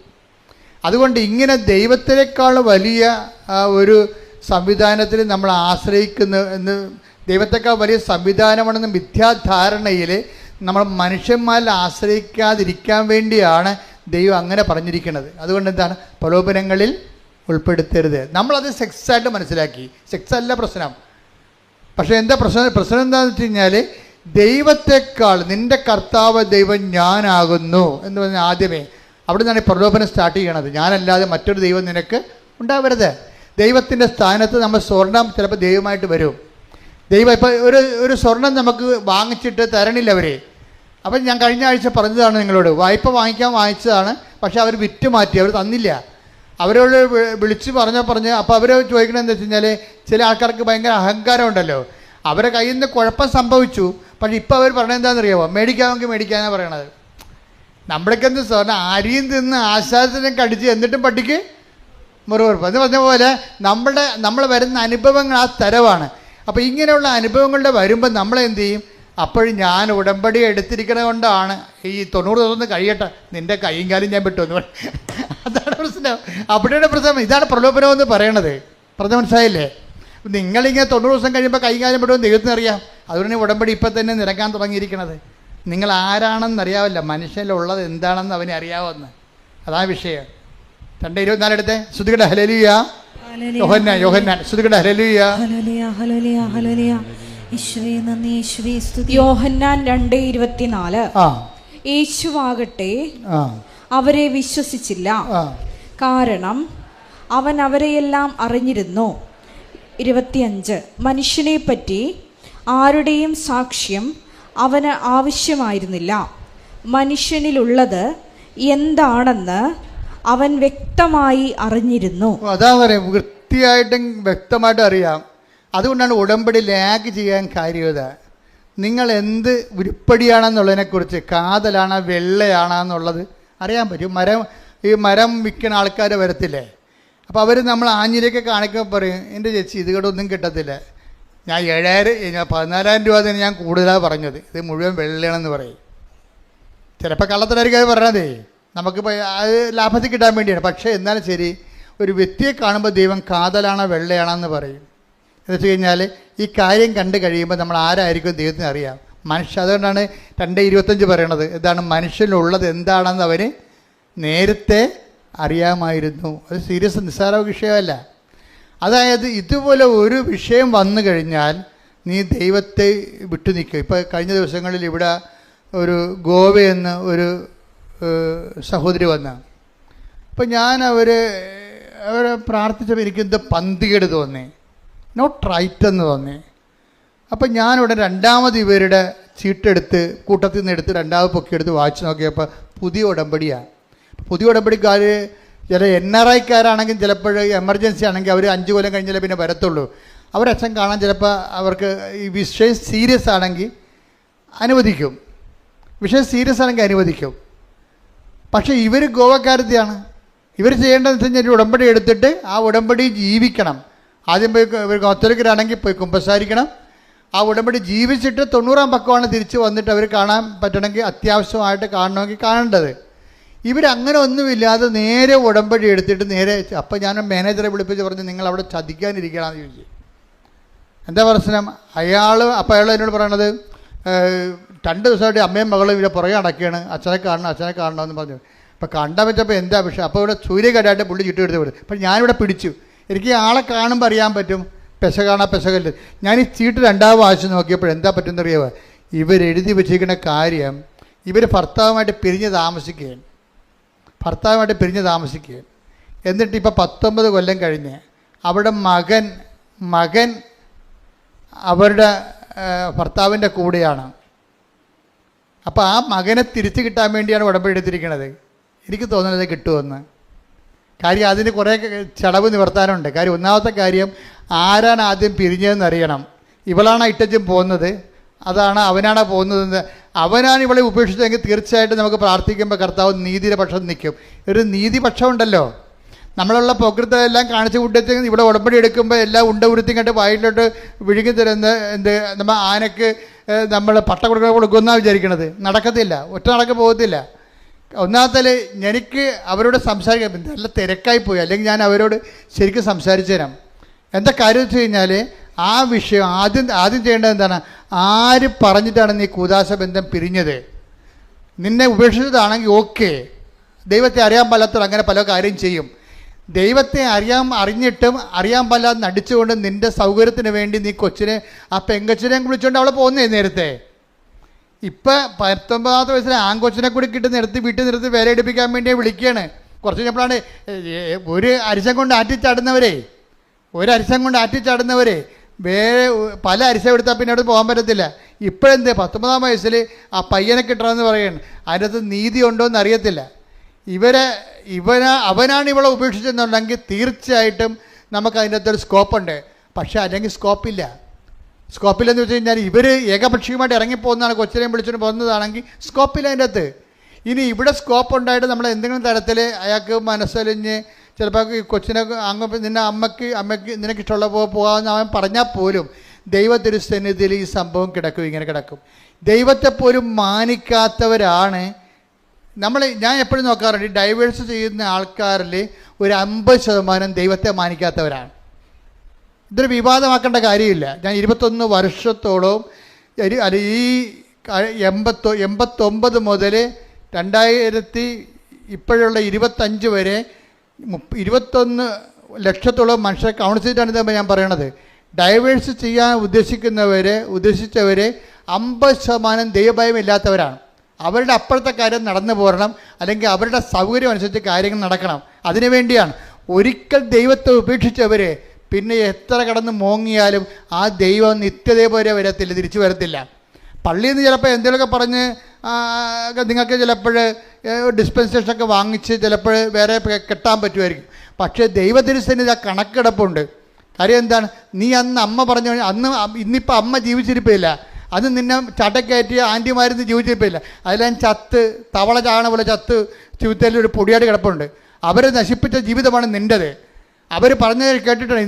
ഇന്ന് നിങ്ങൾ ജീവിത പങ്കാളി പിരിയണമെന്നൊക്കെ പറഞ്ഞിട്ട് ജീവിത പങ്കാളിയുമായിട്ട് താമസിക്കാൻ തയ്യാറല്ല എന്ന് പറയുമ്പോൾ അതിനുവേണ്ടി നിങ്ങളെ സ്ക്രൂ ചെയ്യുന്നവർ ചിലപ്പോൾ അപ്പനായിരിക്കാം, ചിലപ്പോൾ അമ്മാവനായിരിക്കാം, ചിലപ്പോൾ അനിയത്തിയായിരിക്കാം, ആൻറ്റി ആയിരിക്കാം. ഇവന്മാരെല്ലാം ചത്ത് പാമ്പ് ചാകണ പോലെ ചത്ത് പൊടിയായിട്ടിരിക്കും. നിങ്ങൾക്കൊന്നും ചെയ്യാൻ പറ്റത്തില്ല. അവർ പറഞ്ഞ കേട്ടിട്ട് ഒരിക്കൽ ദൈവത്തെ ഉപേക്ഷിച്ചവരാണ്. ദൈവത്തെ നമ്മൾ ഒരിക്കൽ ഉപേക്ഷിച്ചതിന് ശേഷം നമ്മൾ ഒരിക്കൽ ആ ദൈവത്തെ തിരിച്ചു വിളിക്കാൻ പറഞ്ഞാൽ ദൈവം തിരിച്ചു വരത്തില്ല. ഭൂമിയിൽ എന്തെങ്കിലുമൊക്കെ അഡ്ജസ്റ്റ്മെൻറ്റ് നടക്കുമെന്നല്ലേ ഉള്ളൂ. നിത്യത. ഞാൻ മാതാവിനെ നേരെ ചൊവ്വ കണ്ട ആളാണ്. ഞാൻ പറഞ്ഞ് നിങ്ങൾ ശ്രദ്ധിക്കണം.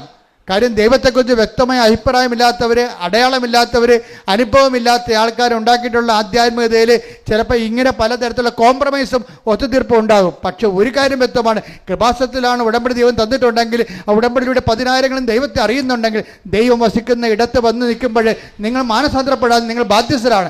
അല്ലെങ്കിൽ ഇത് നിങ്ങളുടെ അവസാനത്തെ ഓപ്ഷനാണ്, നിങ്ങൾ തിരിച്ചറിയണം. ശ്രുതികട്ടെ. ഹല്ലേലൂയ, ഹല്ലേലൂയ, ഹല്ലേലൂയ, ഹല്ലേലൂയ. ഞങ്ങളുടെ ജീവിതത്തിൽ പശ്ചാത്തപിക്കാനുള്ള, ദൈവത്തിലേക്ക് തിരിച്ചു വരാനുള്ള അവസരങ്ങൾ നഷ്ടപ്പെടുത്താതിരിക്കുവാനുള്ള വലിയ കൃപ ഞങ്ങൾക്ക് നൽകണമേ. Hallelujah, hallelujah. സ്തുതിയും പുകഴ്ചയും ഉണ്ടായിരിക്കട്ടെ. നമ്മൾ ചങ്കം കരലും എടുത്ത് സൂക്ഷിച്ച് അസ്രിയാസും തോബിയാസും കൂടി പിന്നെയും യാത്രയാകും. അപ്പോഴവരെ പോകുന്ന വഴിക്ക് രാത്രിയാകുമ്പോൾ റഗ്വേൽ എന്നും പറഞ്ഞ ഒരാളിൻ്റെ വീട്ടിൽ കയറും. റഗ്വേൽ ബന്ധമുള്ള ആളാണ്, ചർച്ചക്കാരാ. ഇപ്പം രാത്രിയായി, പോകേണ്ട സ്ഥലം ഇനിയും പോകാനുണ്ട്. പക്ഷേ രാത്രി ആയതുകൊണ്ട് യാത്ര നടക്കാത്തത് കൊണ്ട് ഇവർ ഈ മത്സ്യത്തിനെ ചുട്ടു തന്നിട്ട് ചങ്കം കരലും എടുത്തുകൊണ്ട് യാത്രയാകും. റഗ്വേലിൻ്റെ വീട്ടിൽ ചെല്ലുമ്പോഴാണ് വിഷയം. റഗ്വേലിൻ്റെ മകളാണ് സാറ. അവൾ ശരിക്കും പറഞ്ഞാൽ ദൈവം ഈ തോബിയാസിന് വേണ്ടി നിശ്ചയിച്ചിരുന്ന ജീവിത പങ്കാളിയാണ്. ദൈവഹിതപ്രകാരമല്ലാതെ അവൾ കല്യാണം കഴിച്ച് 7 ഭർത്താക്കന്മാർ മരിച്ചിരിക്കുന്നതാണ്. അതിനെക്കുറിച്ചൊക്കെ ബൈബിളെല്ലാം രസകരമായിട്ട് സംസാരിക്കുന്നുണ്ട്. പക്ഷേ രഘുവേലിൻ്റെ വീട് ചെല്ലുമ്പോൾ അസറിയാസ്, ഈ ദൂതൻ പറയും, ഇത് നിൻ്റെ ജീവിത പങ്കാളിയാണ്, അവളെ കല്യാണം കഴിക്കാൻ നിനക്ക് തടസ്സമില്ലെന്ന് പറയും. അപ്പോൾ രഘുവേലിനെ, സാറായുടെ അപ്പനെ അത് ബോധ്യമാകും. അപ്പോൾ സാറ കരഞ്ഞുകൊണ്ട് പറയും, എന്നെ കല്യാണം കഴിക്കരുത്, കാര്യം ഇന്ന രീതിയിൽ മരിച്ചിട്ടുള്ളതാണ് ഭർത്താക്കന്മാർ. കാര്യം തുറന്നു പറഞ്ഞ കണ്ടില്ലേ? വിവാഹത്തിൽ എന്തെങ്കിലും ഒരു പരാധീനത ഉണ്ടെങ്കിൽ നമ്മൾ ദൈവത്തിനാണ് പ്രാധാന്യം കൊടുക്കണമെന്നുണ്ടെങ്കിൽ തുറന്ന് പറയണം. കഴിക്കണമെങ്കിൽ കഴിക്കണം, അല്ലെങ്കിൽ കഴിക്കണം. ദൈവതീരുമാനിച്ചായിരിക്കണത്. ഇപ്പോൾ ഇവൾ സാറാ കാര്യം തുറന്ന് പറയുകയാണ്. എന്താ പറയണത്? എൻ്റെ ഭർത്താക്കന്മാർ കെട്ടിയവരെല്ലാം അന്ന് രാത്രി തന്നെ മരിച്ചു വീണിട്ടുണ്ട്, എൻ്റെ ഒരു അവസ്ഥ അതാണ്. അപ്പം രഘുവേലിന് അസറിയാസ് പറയും, ഇല്ല, ഇത് ദൈവഹിതമാണ്, നിൻ്റെ ഭർത്താക്കന്മാരെ കൊന്നിട്ടുള്ള ഭൂതത്തെ ഞാൻ ഉച്ചാടനം ചെയ്യുമെന്ന് പറയും. എന്നിട്ട് അസറിയാസ് ത്വബിയാസിനോട് പറയും കല്യാണ രാത്രിയിൽ, നീ പിടിച്ച മത്സ്യത്തിൻ്റെ ചങ്കും കരലും എടുത്ത് ഇപ്പം നെരിപ്പോടിലിട്ട് പുകക്കാൻ പറയും. അത് പുകച്ചു കഴിയുമ്പോൾ ഈ ഭൂതം ഉച്ചാരണം ചെയ്യപ്പെടും. അതായത് എന്ത് തിന്മയുണ്ടെന്നുണ്ടെങ്കിലും കർത്താവിന് നമ്മൾ വിശ്വസിക്കുന്ന വ്യക്തിയാണോ, ആ വ്യക്തിയെ സംബന്ധിച്ചിടത്തോളം ഒരു ബാധയും നിന്നെ ഏൽക്കുകയില്ല.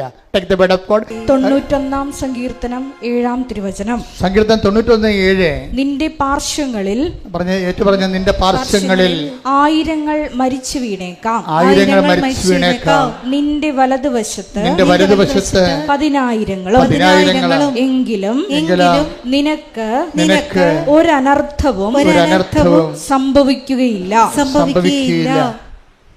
അതായത് ദൈവ പൈതലിനെ സംബന്ധിച്ചിടത്തോളം സമ്പൂർണമായ പ്രൊട്ടക്ഷനാണ് ഉള്ളത്. അതാണ് ഞാൻ എപ്പോഴും ഉടമ്പടി കാർക്കശ്യമായിട്ട് പാലിക്കണമെന്ന് പറഞ്ഞതിൻ്റെ കാരണം. ഉടമ്പടിയിൽ എന്താണ് 14:9 ത്വബിയാസ് പറയണത്? കർത്താവിൻ്റെ നിയമവും കർത്താവിൻ്റെ പ്രമാണങ്ങളും പ്രവാചക ഗ്രന്ഥങ്ങളും അനുസരിച്ച് ജീവിക്കുന്നൊരു ജീവിതം മത്സ്യം വിഴുങ്ങാൻ വന്നാലും, അതുപോലെ തന്നെ പിശാച് ഭർത്താക്കന്മാരെ കൊല്ലുന്ന സ്ത്രീയെ കല്യാണം കഴിച്ചാലും ദൈവത്തിൻ്റെ ഒരു സംരക്ഷണം ഉണ്ടാകും. അതായത് ഉടമ്പടി നമുക്ക് നൽകുന്ന സംരക്ഷണം നിസ്സാരമല്ല. സെലുവിൻ്റെ സാക്ഷ്യത്തിൽ കേൾക്കുന്നത് എന്താണ്? അണലി ഒരു ദിവസം, രണ്ടാമത്തെ ദിവസം ശംഖ് വരെ, മൂന്നാമത്തെ ദിവസം മൂർക്കരിങ്ങനെ കയറി ഇറങ്ങിപ്പോവുകയാണ്. അപ്പോൾ അവളെന്താ ചെയ്യണത്?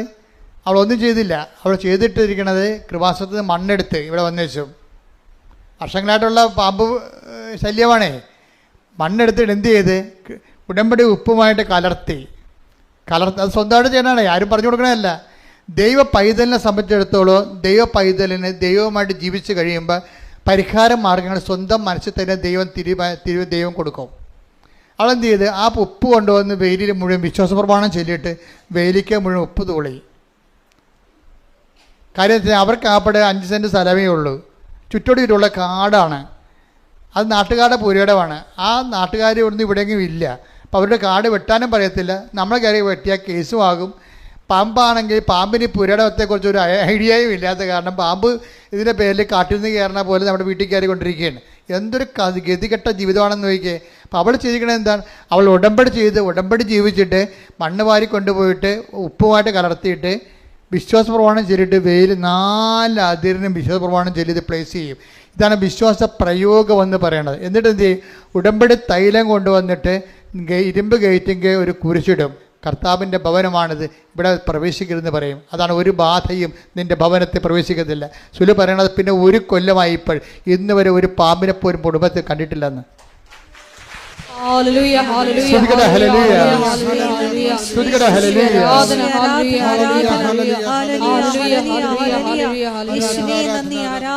പരിശുദ്ധ പരമ ദിവ്യകാരുണ്യത്തിന് ആരാധനയും സ്തുതിയും പുകഴ്ചയും.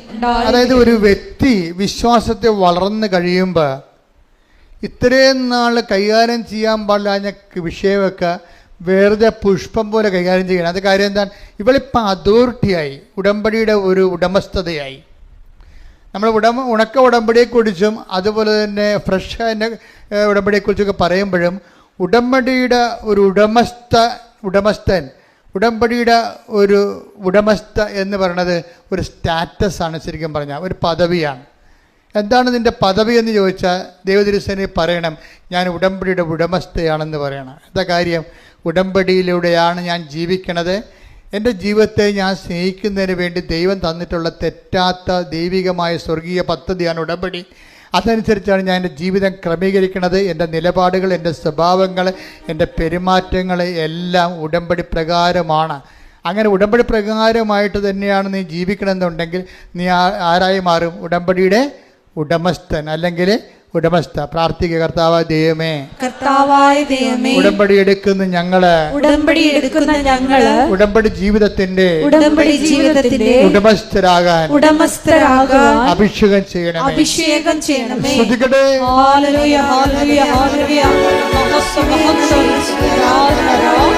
കല്യാണം കഴിച്ചിട്ടാണ് ഇനി തോബിയാസ് യാത്ര ചെയ്യണത്. ആ പണവും വാങ്ങിച്ച് യാത്ര ചെയ്യും.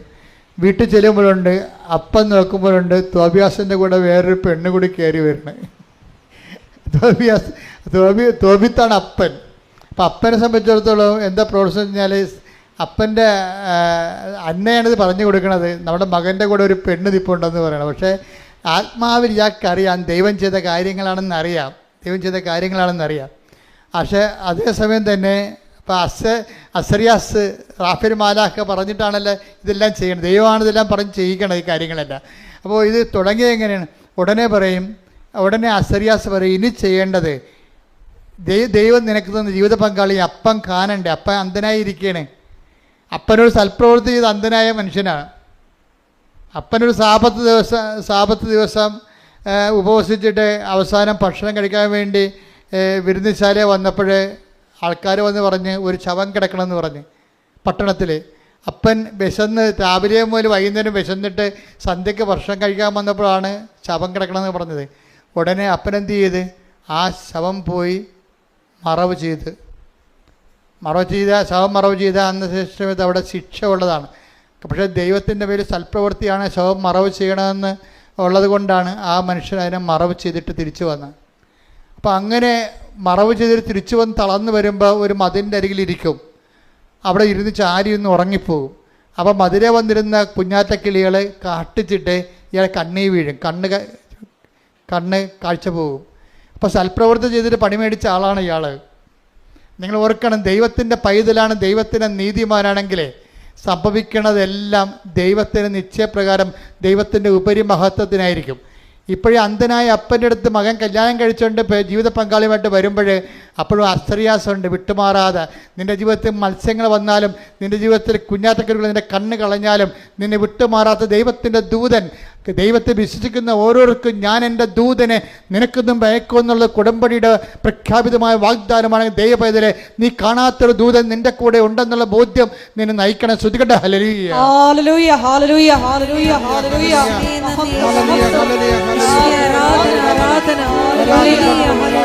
കർത്താവായ ദൈവമേ, ആധ്യാത്മിക ജീവിതത്തിന്റെ അകവും പുറവും എന്നെ കാണിച്ചു തരുന്ന ദൈവവചന വെളിപാടുകളെ ഓർത്തുകൊണ്ട്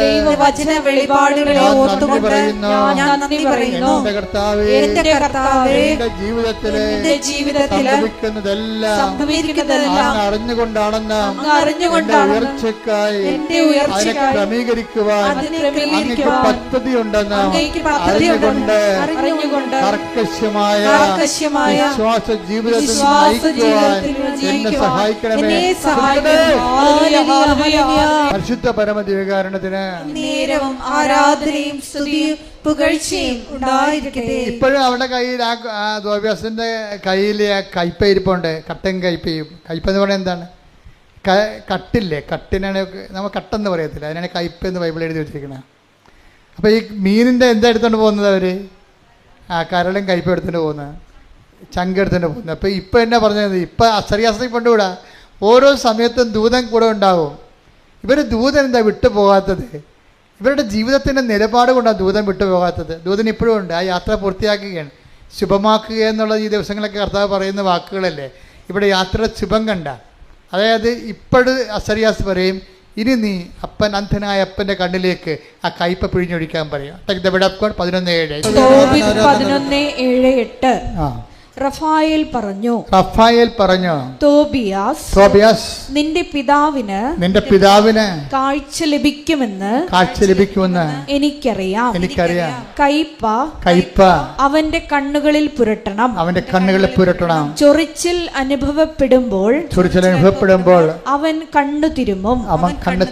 അപ്പോൾ വെളുത്ത പാടകൾ പൊഴിഞ്ഞു വീഴുകയും അവൻ നിന്നെ കാണുകയും ചെയ്യും. അതായത് തോബിയാസിന്റെ അപ്പനാണ് തോബിത്ത് അന്ധനായിരുന്നു. ആ കുരുവെന്ന് കാട്ടിച്ച് കണ്ണുപോയതാണ്. ആ കണ്ണ് തിരികെ എടുക്കാൻ വേണ്ടിയാണ് മീനിനെ കൊണ്ടുവന്നിരിക്കുന്നത്. കണ്ടില്ലേ? ആദ്യം പക്ഷെ മീൻ വിഴുങ്ങാൻ വന്ന പോലെയാണ് നമുക്ക് തോന്നിയത്. പക്ഷെ വിഴുങ്ങാൻ വന്നതുകൊണ്ട് നമ്മൾ അറ്റാക്ക് ചെയ്ത് അതിനെ പിടിച്ചെടുക്കാൻ വേണ്ടി ദൈവത്തിൻ്റെ പദ്ധതിയാണ്. അതായത് ഇവർ ഉടമ്പടി, അപ്പനും മകനും ഉടമ്പടി ജീവിക്കുന്നവരാണ്. അപ്പനും മകനും ഉടമ്പടി കർക്കശമായിട്ട് തെറ്റാത്ത രീതിയിൽ ഉടമ്പടി ജീവിക്കുന്നവരാണ്. അതുകൊണ്ട് അവരുടെ ജീവിതത്തിൽ സംഭവിക്കുന്ന ഓരോ വിഷയങ്ങൾക്കും ദൈവത്തിൻ്റെ നിശ്ചയങ്ങളുണ്ട്, ദൈവത്തിൻ്റെ നിയോഗങ്ങളുണ്ട്. അതെല്ലാം അവസാനം ശുഭമായി. ഇപ്പം നമ്മൾ ഈ എഫേസ്യൻസ് വായിക്കത്തില്ലേ? എന്താണ് 3:20 വായിച്ചേ?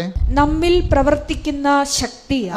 ഒന്ന് പറഞ്ഞേ. നമ്മിൽ പ്രവർത്തിക്കുന്ന ശക്തിയാൽ നാം ചോദിക്കുന്നതിലും ആഗ്രഹിക്കുന്നതിലും വളരെ കൂടുതൽ ചെയ്തു തരാൻ കഴിയുന്ന അവിടുത്തേക്ക് സഭയിലും യേശുക്രിസ്തുവിലും തലമുറകളോളം എന്നേക്കും മഹത്വമുണ്ടാകട്ടെ. ആമേൻ. പക്ഷെ പോയതെന്തിനാണ്? കടം മേടിക്കാൻ തിരിച്ചു, ആ വെള്ളി ഏൽപ്പിച്ച് തിരിച്ചു വാങ്ങിക്കാൻ പോയതാണ്. എന്തെല്ലാം കിട്ടിയെന്ന് നോക്കിയാൽ എൻ്റെ ഇടയ്ക്ക് എന്തെല്ലാമാണ് കിട്ടിയിരിക്കുന്നത് നോക്കിയേ. അതായത് തോബിയാസിന് ജീവിത പങ്കാളിയെ കിട്ടി, അതേസമയം തന്നെ അപ്പൻ്റെ കണ്ണ് തെളിഞ്ഞു.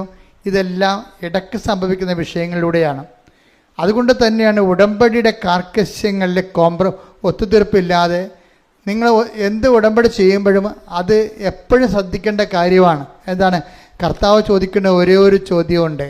എന്താണ്? ഇവരെക്കാൾ അധികമായി. എന്തിനാണ് നിങ്ങൾ ഉടമ്പടി എടുത്തിരിക്കണം ചോദിച്ചു കഴിഞ്ഞാൽ ഒറ്റ ഉത്തരവേ ഉള്ളൂ. Take the bed.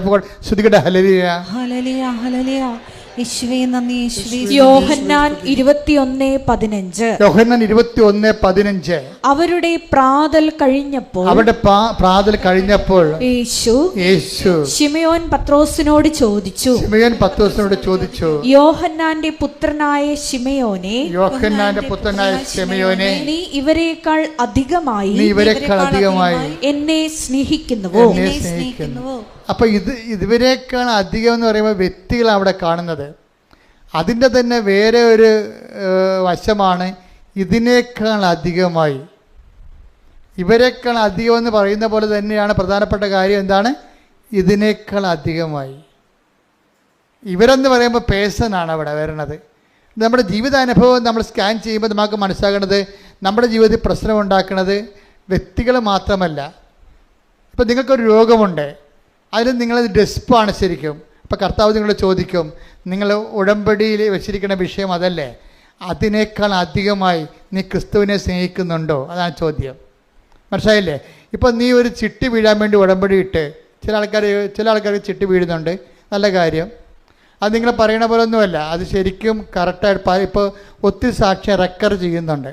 അപ്പോൾ അത് ദൈവികമായ ഇടപെടലുണ്ടെന്ന് നമുക്ക് മനസ്സിലാക്കാം. കാര്യം ഒരു മനുഷ്യൻ്റെ കണ്ണുനീര് അതുകൊണ്ടാണ് തുടക്കണമെങ്കിൽ ദൈവം കൈ നീളുമെന്ന് പറഞ്ഞ ഉറപ്പാണ്. പക്ഷേ ഒരു കാര്യമുണ്ട്, അത് നടന്നില്ല എന്നുണ്ടെങ്കിൽ അതിൻ്റെ അർത്ഥം നീ പിന്നെ ഉടമ്പടി പ്രാർത്ഥനയ്ക്ക് മങ്ങൽ വരുത്തിയാൽ അതിൻ്റെ അർത്ഥം എന്താണ്? അതിൻ്റെ കൗണ്ട് ചെയ്യണത് എങ്ങനെയാണ്? നീ ദൈവത്തെക്കാൾ അധികമായിട്ട് ചിട്ടിയെ സ്നേഹിക്കുന്നുണ്ടെന്ന പ്രശ്നം. ഇതിങ്ങനെ കുറേ പെണ്ണുങ്ങൾക്ക് പണിമേടിക്കണം ഇങ്ങനെയാണ്. എന്ന് വെച്ചാൽ അവരൊരു കാര്യം ചെയ്യും, അവർ ചിലപ്പോൾ നിങ്ങളോർക്കും ഈ പ്രാവശ്യം റിസൾട്ട് വരുമ്പോൾ ഈ പ്രാവശ്യം എല്ലാം മുഴുവൻ ഞാൻ ജയിക്കും. പക്ഷെ അവർ ഉടനെ തോറ്റു പോകുമ്പോൾ ഉടനെ പിന്നെ അവർ ഉടമ്പടി ചെയ്യത്തില്ല, പ്രാർത്ഥിക്കത്തില്ല. അതിൻ്റെ അർത്ഥം എന്താണ്? നിങ്ങൾ ഉടമ്പടിയേക്കാൾ ദൈവത്തെക്കാൾ അധികമായി IELTSനെ നിങ്ങളുടെ പ്രൊഫഷനെ സ്നേഹിക്കുന്നു. ദൈവത്തിന് പിടികൊടുത്തില്ലേ? ദൈവത്തിന് നിങ്ങൾക്ക് മനസ്സിലായില്ലേ?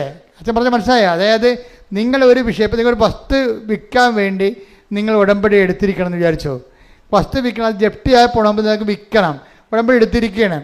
പക്ഷേ ദൈവത്തിന് വേറെ പദ്ധതിയുണ്ട്. ഇപ്പോൾ സെലു തന്നെ എൻ്റെ അടുത്ത് വന്നപ്പോൾ എന്നോട് ചോദിച്ചു, അച്ഛാ 6 പ്രാവശ്യം ഞാൻ തോറ്റു, ഞാൻ യൂറോപ്പിൽ പോകുക, ഞാൻ ജയിക്കുമോ എന്ന് ചോദിച്ചപ്പോൾ അപ്പം ഞാൻ അവിടെ എന്താ പറഞ്ഞത്, നീ ജയിക്കുക ഇല്ലെന്ന് എനിക്കറിയത്തില്ല, പക്ഷേ നീ യൂറോപ്പിൽ പോകുമെന്ന് പറഞ്ഞു.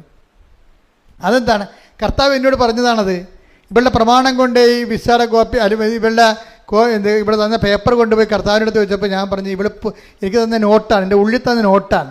ഞാൻ പറഞ്ഞ് നീ ജയിക്കോ ഇല്ലെന്ന് എനിക്കറിയത്തില്ല, പക്ഷേ നീ പോകുമെന്ന് കർത്താവ് പറയുന്നുണ്ടെന്ന് പറഞ്ഞു. അപ്പോൾ എന്നാ പറ്റിയിരിക്കണത്? എന്നാ പറ്റിയ? അവളെ തിരിച്ച് അവളുടെ ഏജൻസി തന്നെ, ഏജൻസിക്ക് അവർ 4 ലക്ഷം രൂപ കൊടുത്തായിരുന്നു നേരത്തെ. എന്നിട്ടാണ് ഇവിടെ തോറ്റിരിക്കണത്.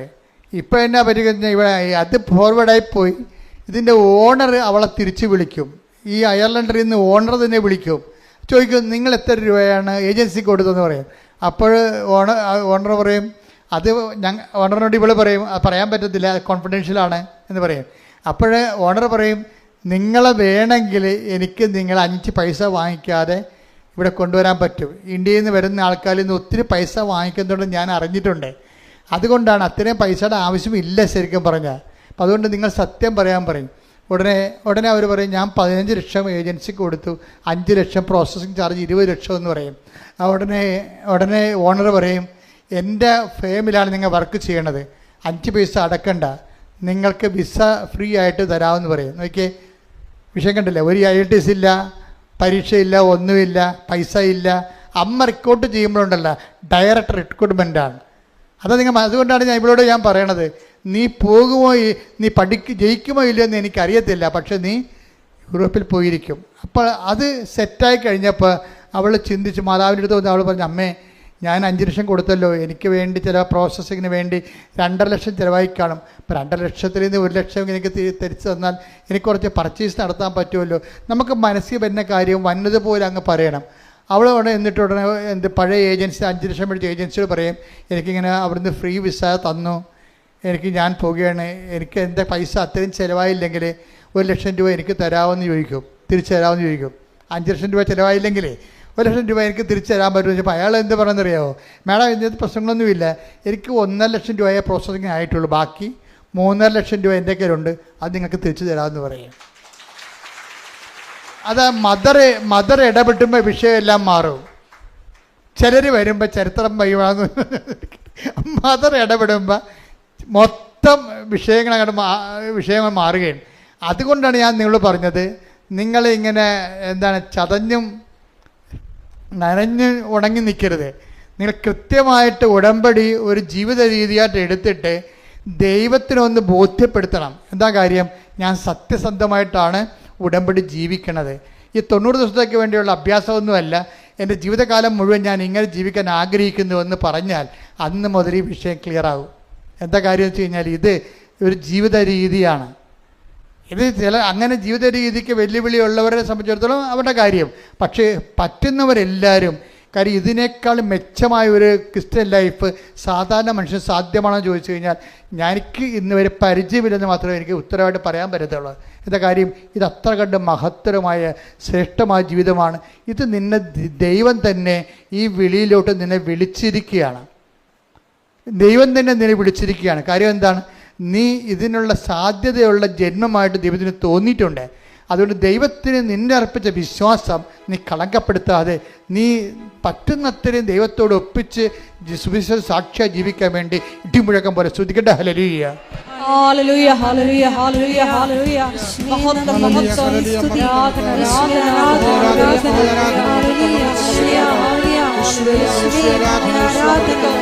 രോഗസൗഖ്യ പ്രാർത്ഥനയുടെ സമയമാണ്.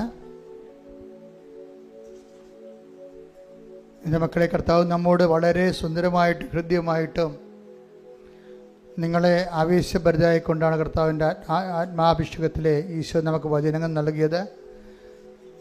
നിങ്ങൾ കഷ്ടപ്പെട്ട് വിഷമിച്ച് വേദനിച്ച് കർത്താവിൻ്റെ ദിവസം ഇവിടെ എത്തിയത് ദൈവമാണ് നിങ്ങളെ കൊണ്ടുവന്നതെന്നും ബോധ്യമുണ്ടാകണം. ഈ മാതാവിൻ്റെ മണ്ണിൽ ചവിട്ടിയിട്ടുണ്ടെങ്കിൽ നിങ്ങൾ ദൈവമാണ് ചവിട്ടിച്ചിരിക്കണമെന്ന് ബോധ്യം ഉണ്ടാകണം. അതുകൊണ്ട് തന്നെ നിങ്ങളുടെ ജീവിതത്തിലേക്ക് ദൈവം നിങ്ങളെ ഏറ്റെടുത്തിരിക്കുന്നു. സ്തുതിക്കട്ടെ. ഹല്ലേലൂയ, ഹല്ലേലൂയ, ഹല്ലേലൂയ, ഹല്ലേലൂയ. യേശുവേ നന്ദി, യേശുവേ ആരാധന, മഹത്വം, മഹത്വം, ആരാധന, ആരാധന, ഹല്ലേലൂയ, ഹല്ലേലൂയ, യേശുവേ ആരാധന, ഹല്ലേലൂയ, ഹല്ലേലൂയ, മഹത്വം, മഹത്വം, ആരാധന, ആരാധന, ഹല്ലേലൂയ. പരിശുദ്ധ പരമദിവ്യകാരുണ്യത്തിന് നേരവും ആരാധനയും സ്തുതിയും പുകഴ്ചയും ഉണ്ടായിരിക്കട്ടെ. എൻ്റെ പെൺമക്കളെ, അച്ഛൻ പ്രാർത്ഥിക്കാൻ പോകുന്ന വിഷയങ്ങൾ പറയാം. അപ്പോൾ നിങ്ങൾ അതനുസരിച്ച് സ്തുതിച്ചുകൊണ്ടേയിരിക്കണം. കർത്താവിൻ്റെ കൃപ നിങ്ങളിലേക്ക് ആവശ്യിക്കപ്പെടുകയും നിങ്ങൾക്ക് ഈ വിഷയത്തിൽ സാക്ഷ്യം പറയാൻ സാധിക്കുകയും ചെയ്യും. മനുഷ്യൻ്റെ കണ്ണുനീരിന് പരിഹാരം ഉണ്ടാക്കാൻ വേണ്ടിയാണ് ദൈവം ഈ കുഞ്ഞു സ്ഥാപനം സൃഷ്ടിച്ചിരിക്കുന്നത്. 10,000-കണക്കിന് സാക്ഷികളുടെ പിൻബലം നമുക്കുണ്ട്. അതുകൊണ്ട് തന്നെ അച്ഛൻ നിന്നോട് പറഞ്ഞിട്ടുള്ള വചനങ്ങൾ, എന്നിലൂടെ ദൈവം നിനക്ക് വെളിപ്പെടുത്തി തന്നിട്ടുള്ള വചനങ്ങൾ അനുസരിച്ച് ജീവിക്കാൻ വേണ്ടി കണ്ണുനീരോടെ നീ പ്രാർത്ഥിച്ചാൽ മാത്രം മതി. അതുപോലെ തന്നെ ഉടമ്പടി എന്താണോ അതിൻ്റെ ആത്മാവനുസരിച്ചുകൊണ്ട് ജീവിക്കാനുള്ള പ്രത്യേകമായ കൃപയാൽ ദൈവം നിന്നെ അഭിഷേകം ചെയ്യട്ടെ. ശ്രദ്ധിക്കട്ടെ. ഹല്ലേലൂയ ഹല്ലേലൂയ ഹല്ലേലൂയ ഹല്ലേലൂയ മഹത്വം മഹത്വം ആരാധന ആരാധന ഹല്ലേലൂയ ഹല്ലേലൂയ ഹല്ലേലൂയ ഹല്ലേലൂയ ഉടമ്പടി നിങ്ങളെ ആരാധന പാലിക്കാനുള്ള ഹല്ലേലൂയ ഹല്ലേലൂയ മഹത്വം മഹത്വം ആരാധന ആരാധന. പരിശുദ്ധ പരമദിവ്യകാരുണ്യത്തിന് നേരവും ആരാധനയും സ്തുതിയും പുകഴ്ചയും ഉണ്ടായിരിക്കട്ടെ. അച്ഛൻ പ്രാർത്ഥിക്കാൻ പോകുന്ന വിഷയങ്ങൾ മക്കളില്ലാത്തവർക്ക് വേണ്ടി പ്രാർത്ഥിക്കാം. പങ്ക്രിയാസിലൊക്കെ കല്ലുള്ളവരുണ്ട്, കിഡ്നിയിൽ കല്ലുള്ളവരുണ്ട്. ഇങ്ങനെ ചില അവയവങ്ങളിൽ ഇതുപോലെ കല്ല് ഫോം ചെയ്യുന്നതുണ്ട്. അവിടെയെല്ലാം കർത്താവിൻ്റെ വിശുദ്ധമായ രക്തം അടിപ്പെടുന്ന പോലെ വൈതാക്കാലം പോലെ നിബന്ധിച്ചുകൊണ്ട് നിന്നെ അതിൽ നിന്ന് ഓപ്പറേഷൻ ഇല്ലാതെ നിന്നെ കർത്താവ് സുഖപ്പെടുത്താൻ വേണ്ടി പ്രാർത്ഥിക്കാം. നടുവ് വേദനയുള്ളവരുടെ നടുവ് പിൻകഴുത്തുകൾ ഇങ്ങനെ മുന്തിയിരിക്കുന്നുണ്ട്. അവരെല്ലാം അത് നടുവിന് ഡിസ്കിന് പ്രശ്നമുള്ളവരാണ്. പലപ്പോഴും ഇങ്ങനെ മുതുക് പിൻകഴുത്ത് ഉന്തിയിരിക്കുന്നത്. അവരെ സമർപ്പിച്ച് പ്രാർത്ഥിക്കും. അവർ പ്രാർത്ഥനയുടെ പരിധി വന്നിട്ടുണ്ട്. അതുപോലെ തന്നെ മുടി വല്ലാണ്ട് കൊഴിഞ്ഞു പോകുന്നവർ, വല്ലാതെ മുടി കൊഴിഞ്ഞു പോകുന്നവർ, ശരീരം ചൂടാകുന്നവർ, പ്രഷർ വിട്ടുമാറാത്തവർ, ഷുഗർ രോഗികൾ, അതുപോലെ പല ശരീരങ്ങളെ അസ്ഥികളെല്ലാം ദ്രവിക്കുന്നവർ, അസ്ഥി സന്ധികളിൽ നീര് വെക്കുന്നവർ, അവർക്ക് വേണ്ടി പ്രാർത്ഥിക്കാം. അതുപോലെ തന്നെ പ്രഷർ മാറ്റമില്ലാത്ത രീതിയിൽ നിൽക്കുന്നൊരു കിടപ്പ് രോഗികളുണ്ട്, അവർക്ക് വേണ്ടി പ്രാർത്ഥിക്കും. മക്കളില്ലാത്തവർക്ക് വേണ്ടി പ്രാർത്ഥിക്കും. കല്യാണം ഒത്തുവരാത്തവർക്ക് വേണ്ടി പ്രാർത്ഥിക്കും. ജീവിത പങ്കാളി നഷ്ടപ്പെട്ടവർക്ക് വേണ്ടി പ്രാർത്ഥിക്കും. ജീവിത പങ്കാളി മരിച്ചവർക്ക് വേണ്ടി പ്രാർത്ഥിക്കും. അവർക്കെല്ലാം അവരുടെ ജീവിതത്തിലെല്ലാം ദൈവത്തിൻ്റെ ഇടപെടൽ ഏത് തരത്തിലും ദൈവത്തിന് നിന്നെ സഹായിക്കാം. മറ്റു മനുഷ്യർ എന്നെ ശക്തനാക്കുന്നുണ്ട്, എനിക്കെല്ലാം ചെയ്യാൻ കഴിയുമെന്ന് പറഞ്ഞത് നിൻ്റെ സങ്കടം എന്താണോ, നിൻ്റെ വിഷയം എന്താണോ, നിന്നെ ഏത് തരത്തിലും സഹായിക്കാൻ, ഏത് അവസ്ഥയിലും സഹായിക്കാൻ നിൻ്റെ ദൈവത്തിന് മാത്രമേ കഴിയൂ. ക്യാൻസറുകൾക്ക് വേണ്ടി പ്രാർത്ഥിക്കാം. അതുപോലെ തന്നെ ശരീരം മുഴുവൻ വിസർപ്പ രോഗങ്ങൾ, സോറിയാസിസ് രോഗികൾക്ക് വേണ്ടി പ്രാർത്ഥിക്കാം. പിസ്തുല രോഗികൾ, PCOD രോഗികൾ, അതുപോലെ തന്നെ അർസസ് രോഗികൾ, അൾസർ രോഗികൾക്ക് വേണ്ടി പ്രാർത്ഥിക്കാം. എല്ലാ രോഗികൾക്ക് വേണ്ടി പ്രാർത്ഥിക്കുന്ന സമയം അതുപോലെ തന്നെ ജോലി ഇല്ലാത്തവർ, ജോലി അന്വേഷിക്കുന്നവർ, ഓരോരോ പേപ്പറുകൾ, രേഖകൾ അന്വേഷിക്കുന്നവർ, കാത്തിരിക്കുന്നവർ, പരീക്ഷയുടെ റിസൾട്ടുകൾ കാത്തിരിക്കുന്നവർ, വസ്തു വിൽക്കാനുള്ളവർ, വസ്തു വാങ്ങാനുള്ളവർ, വീട് വിൽക്കാനുള്ളവർ, വീട് വെക്കാനുള്ളവർ, വീടിന് സമാധാനം ഇല്ലാത്തവർ, എല്ലാ മേഖല പൈശാചിക ബന്ധങ്ങൾ അഴിഞ്ഞു പോകാൻ വേണ്ടി പ്രാർത്ഥിക്കും. ഇട്ടുമുഴുക്കാൻ പോലെ സ്തുതിക്കട്ടെ. ഇതിന്റെ ഉന്നതമായ നാമത്തിന് സ്വന്തം ചെയ്യുന്ന കർത്താവേ, നിന്റെ വിശുദ്ധ പൗരോഹിത്യത്തെ മഹത്വപ്പെടുത്തണമേ കർത്താവേ. സഭയിലുള്ള സാന്നിധ്യം പ്രകടമാക്കണമേ കർത്താവേ. 39 വർഷം ഞാൻ അർപ്പിച്ച കൃപാന്റെ യോഗ്യതയാൽ കൃപാസന അൾത്താരെ ജീവനോടെ പ്രത്യക്ഷപ്പെട്ട പരിശുദ്ധ അമ്മയുടെ മാധ്യസ്ഥതയിലെ അടിപ്പെടുന്ന പോലെ വൈതാഘാതം പോലെ ദൈവികമായ സത്യം നിങ്ങൾ സ്ഥിരത്തിലൊഴുകട്ടെ എന്ന് പ്രാർത്ഥിക്കുന്ന ഉച്ച മുതൽ ഉള്ളംകാല് വരെ കർത്താവിൻ്റെ രക്തം പടരട്ടെ. ഈശോയുടെ ശ്രദ്ധയുടെ ഈശോ കുഞ്ഞു കമ്പോളങ്ങൾ നടത്തുന്നവര്, കടകൾ നടത്തുന്നവര്, വ്യാപാരങ്ങൾ നടത്തുന്നവര്, വരുമാനമായി നിന്നുപോയവര്, സാമ്പത്തികമായി ഞെരുക്കമുള്ളവര്, കുഞ്ഞുങ്ങളെ ഓർത്ത് വിഷമിക്കുന്നവര്, ലഹരിവർഷം അടിപ്പെട്ടു പോയവര്, ഇങ്ങനെ ഓരോരോ കുടുംബങ്ങളിൽ പിരിഞ്ഞു പോയവര്, പിരിഞ്ഞു പോയ കേസിലായിരിക്കുന്നവര്, പോസ്കോ കേസ് അകപ്പെട്ടു പോയവര്, ഓരോ വിഷയങ്ങൾക്ക് വേണ്ടി പ്രാർത്ഥിക്കുന്ന കർത്താവേ, ഉന്നതമായ നാമത്തില്, സഭയുടെ അധികാരത്തില്, കുരിശിന്റെ അടയാളത്തില്, ദൈവത്തിന്റെ ശക്തിയാൽ രേഖകൾ ഒപ്പിടാനുള്ളവര്, പ്രമാണം നടക്കാനുള്ളവര്, കേസുകൾ പറഞ്ഞു തീർക്കാനുള്ളവര്, കാണാതെ പോയ വ്യക്തികളെ, കാണാതെ പോയ വസ്തുക്കളെ, കാണാതെ പോയ ജീവിതത്തിന്റെ അവസ്ഥകള്, സസ്പെൻഷനിലായിരിക്കുന്നവര്, കേസ് നടക്കുന്നവര്, ജോലി നഷ്ടപ്പെട്ടവര്, ജോലി ഇല്ലാതെ വീട്ടിൽ നിൽക്കുന്നവര്, എന്റെ കർത്താവിന്റെ ഉന്നതമായ നാമത്തില് സഭയുടെ അധികാരത്തില്, കുരിശിന്റെ അടയാളത്തില്, ദൈവശക്തിയാൽ മാറിയ തടസ്സങ്ങള്, ജീവിതദുരിതങ്ങള്, ജീവിതടസ്സങ്ങള് യേശു ക്രിസ്തുവിന്റെ ഉന്നതമായ നാമത്തിൽ മാറിപ്പോകട്ടെ. മാർഗ രോഗങ്ങള് യേശുവിന്റെ നാമത്തില്, യേശുവിന്റെ നാമത്തില് ജീവിതദുരിതങ്ങള്, ജീവിതടസ്സങ്ങള്, ജീവിതരോഗങ്ങള്, മാറിരോഗങ്ങള്, മാറിയ തടസ്സങ്ങള് യേശുവിന്റെ നാമത്തിൽ മാറിപ്പോകട്ടെ. ശ്രുതികട്ടെ, ശ്രുതികട്ടെ, ശ്രുതികട്ടെ.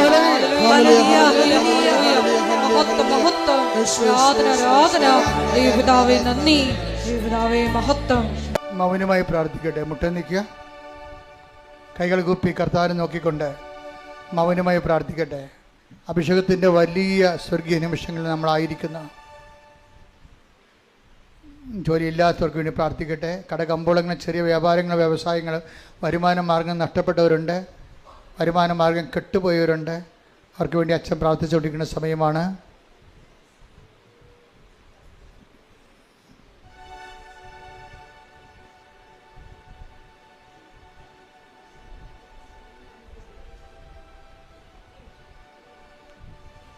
കാതിൽ നിന്ന് കൊടുകൂടെ പഴുപ്പ് ഇടത് കാതിൽ നിന്ന് പതിപ്പ് ചാടുന്നവരെ കാണുന്നുണ്ട്.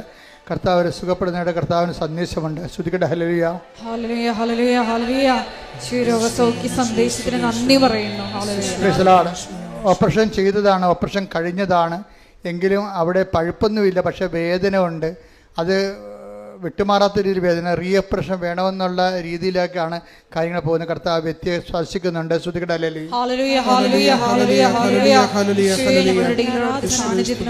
ശത്രുത കനപ്പിച്ച് ഇപ്പോഴും കൊണ്ട് നടക്കുന്നുണ്ട്. ശത്രുത കനപ്പിച്ച് കൊണ്ടുനടക്കുന്നുണ്ട്. അവര് ഏണിയും പാമ്പും കളി പോലെയാണ്. 99 ചെന്നിട്ട് നേരെ വിഴുങ്ങി പാമ്പ് 2 കൊണ്ട് മഞ്ചരിക്കുകയാണ്. കൃപയുടെ ജീവിതം 0-2 കിടക്കുകയാണ്. അതുകൊണ്ട് തന്നെ ജീവിതം മാറാതെ ഒരു മാർഗവുമില്ല. ക്ഷമയുടെയും ദയയുടെയും നന്മയുടെയും വിശ്വസ്തയുടെയും ആത്മസംയമനത്തിൻ്റെയും സർവ്വപരി സുവിശേഷത്തിൻ്റെ ശക്തമായ വരങ്ങളാൽ അഭിഷേകം ചെയ്യാൻ വേണ്ടി ഇടിമുഴക്കം പോലെ സ്തുതിക്കട്ടെ.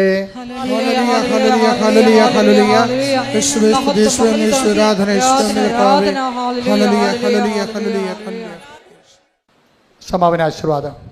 ഒരിക്കൽ കൂടി മരിയൻ ഉടമ്പടിയിൽ സമർപ്പിച്ചിരിക്കുന്ന എല്ലാ വിഷയങ്ങളും ദൈവമാതാവിൻ്റെ മധ്യസ്ഥയിൽ ദിവ്യകാരുണ്യ സന്നിധിയിൽ നമുക്ക് സമർപ്പിച്ച് പ്രാർത്ഥിക്കാം. എഫേസ്യൻസ് 3:20 തിരുവചനത്തിലൂടെ നമുക്ക് പ്രാർത്ഥിക്കാം. നമ്മിൽ പ്രവർത്തിക്കുന്ന ശക്തിയാൽ നാം ചോദിക്കുന്നതിലും ആഗ്രഹിക്കുന്നതിലും കൂടുതൽ ചെയ്തു തരാൻ കഴിയുന്ന അവിടത്തേക്ക് സഭയിൽ എന്നേക്കും മഹത്വമുണ്ടായിരിക്കട്ടെ. ഈശോയെ, ഇന്നത്തെ ഉടമ്പടി ആരാധനയിലൂടെ നീ ഞങ്ങളോട് സംസാരിക്കുകയായിരുന്നു. നമ്മളെ വിഴുങ്ങാൻ വരുന്ന പ്രശ്നങ്ങളെല്ലാം ദൈവത്തിൻ്റെ ശക്തി അധികമായി നമ്മിൽ പ്രവർത്തിച്ച് വൻ കാര്യങ്ങൾ നമ്മിൽ ചെയ്യാനുള്ള ദൈവത്തിൻ്റെ പദ്ധതികളാണെന്ന് നീ വെളിപ്പെടുത്തി തരികയായിരുന്നു. എന്നെ ശക്തരാക്കുന്നവരിലൂടെ എല്ലാം ചെയ്യാൻ എനിക്ക് സാധിക്കുമെന്ന തിരുവചനത്തിൻ്റെ ആ വലിയ അഭിഷേകം ഞങ്ങളുടെ ജീവിതത്തിലെ എല്ലാ പ്രതിസന്ധി ഘട്ടങ്ങളിലും പ്രശ്നമേഖലകളിലും ഉണ്ടാകുവാൻ കരുണയാകണമേ എന്ന് പ്രാർത്ഥിച്ചുകൊണ്ട് ശിരസ്സ് നമിച്ച് നമുക്ക് ദിവ്യകാരുണ്യനാഥൻ്റെ ആശീർവാദം സ്വീകരിക്കാം.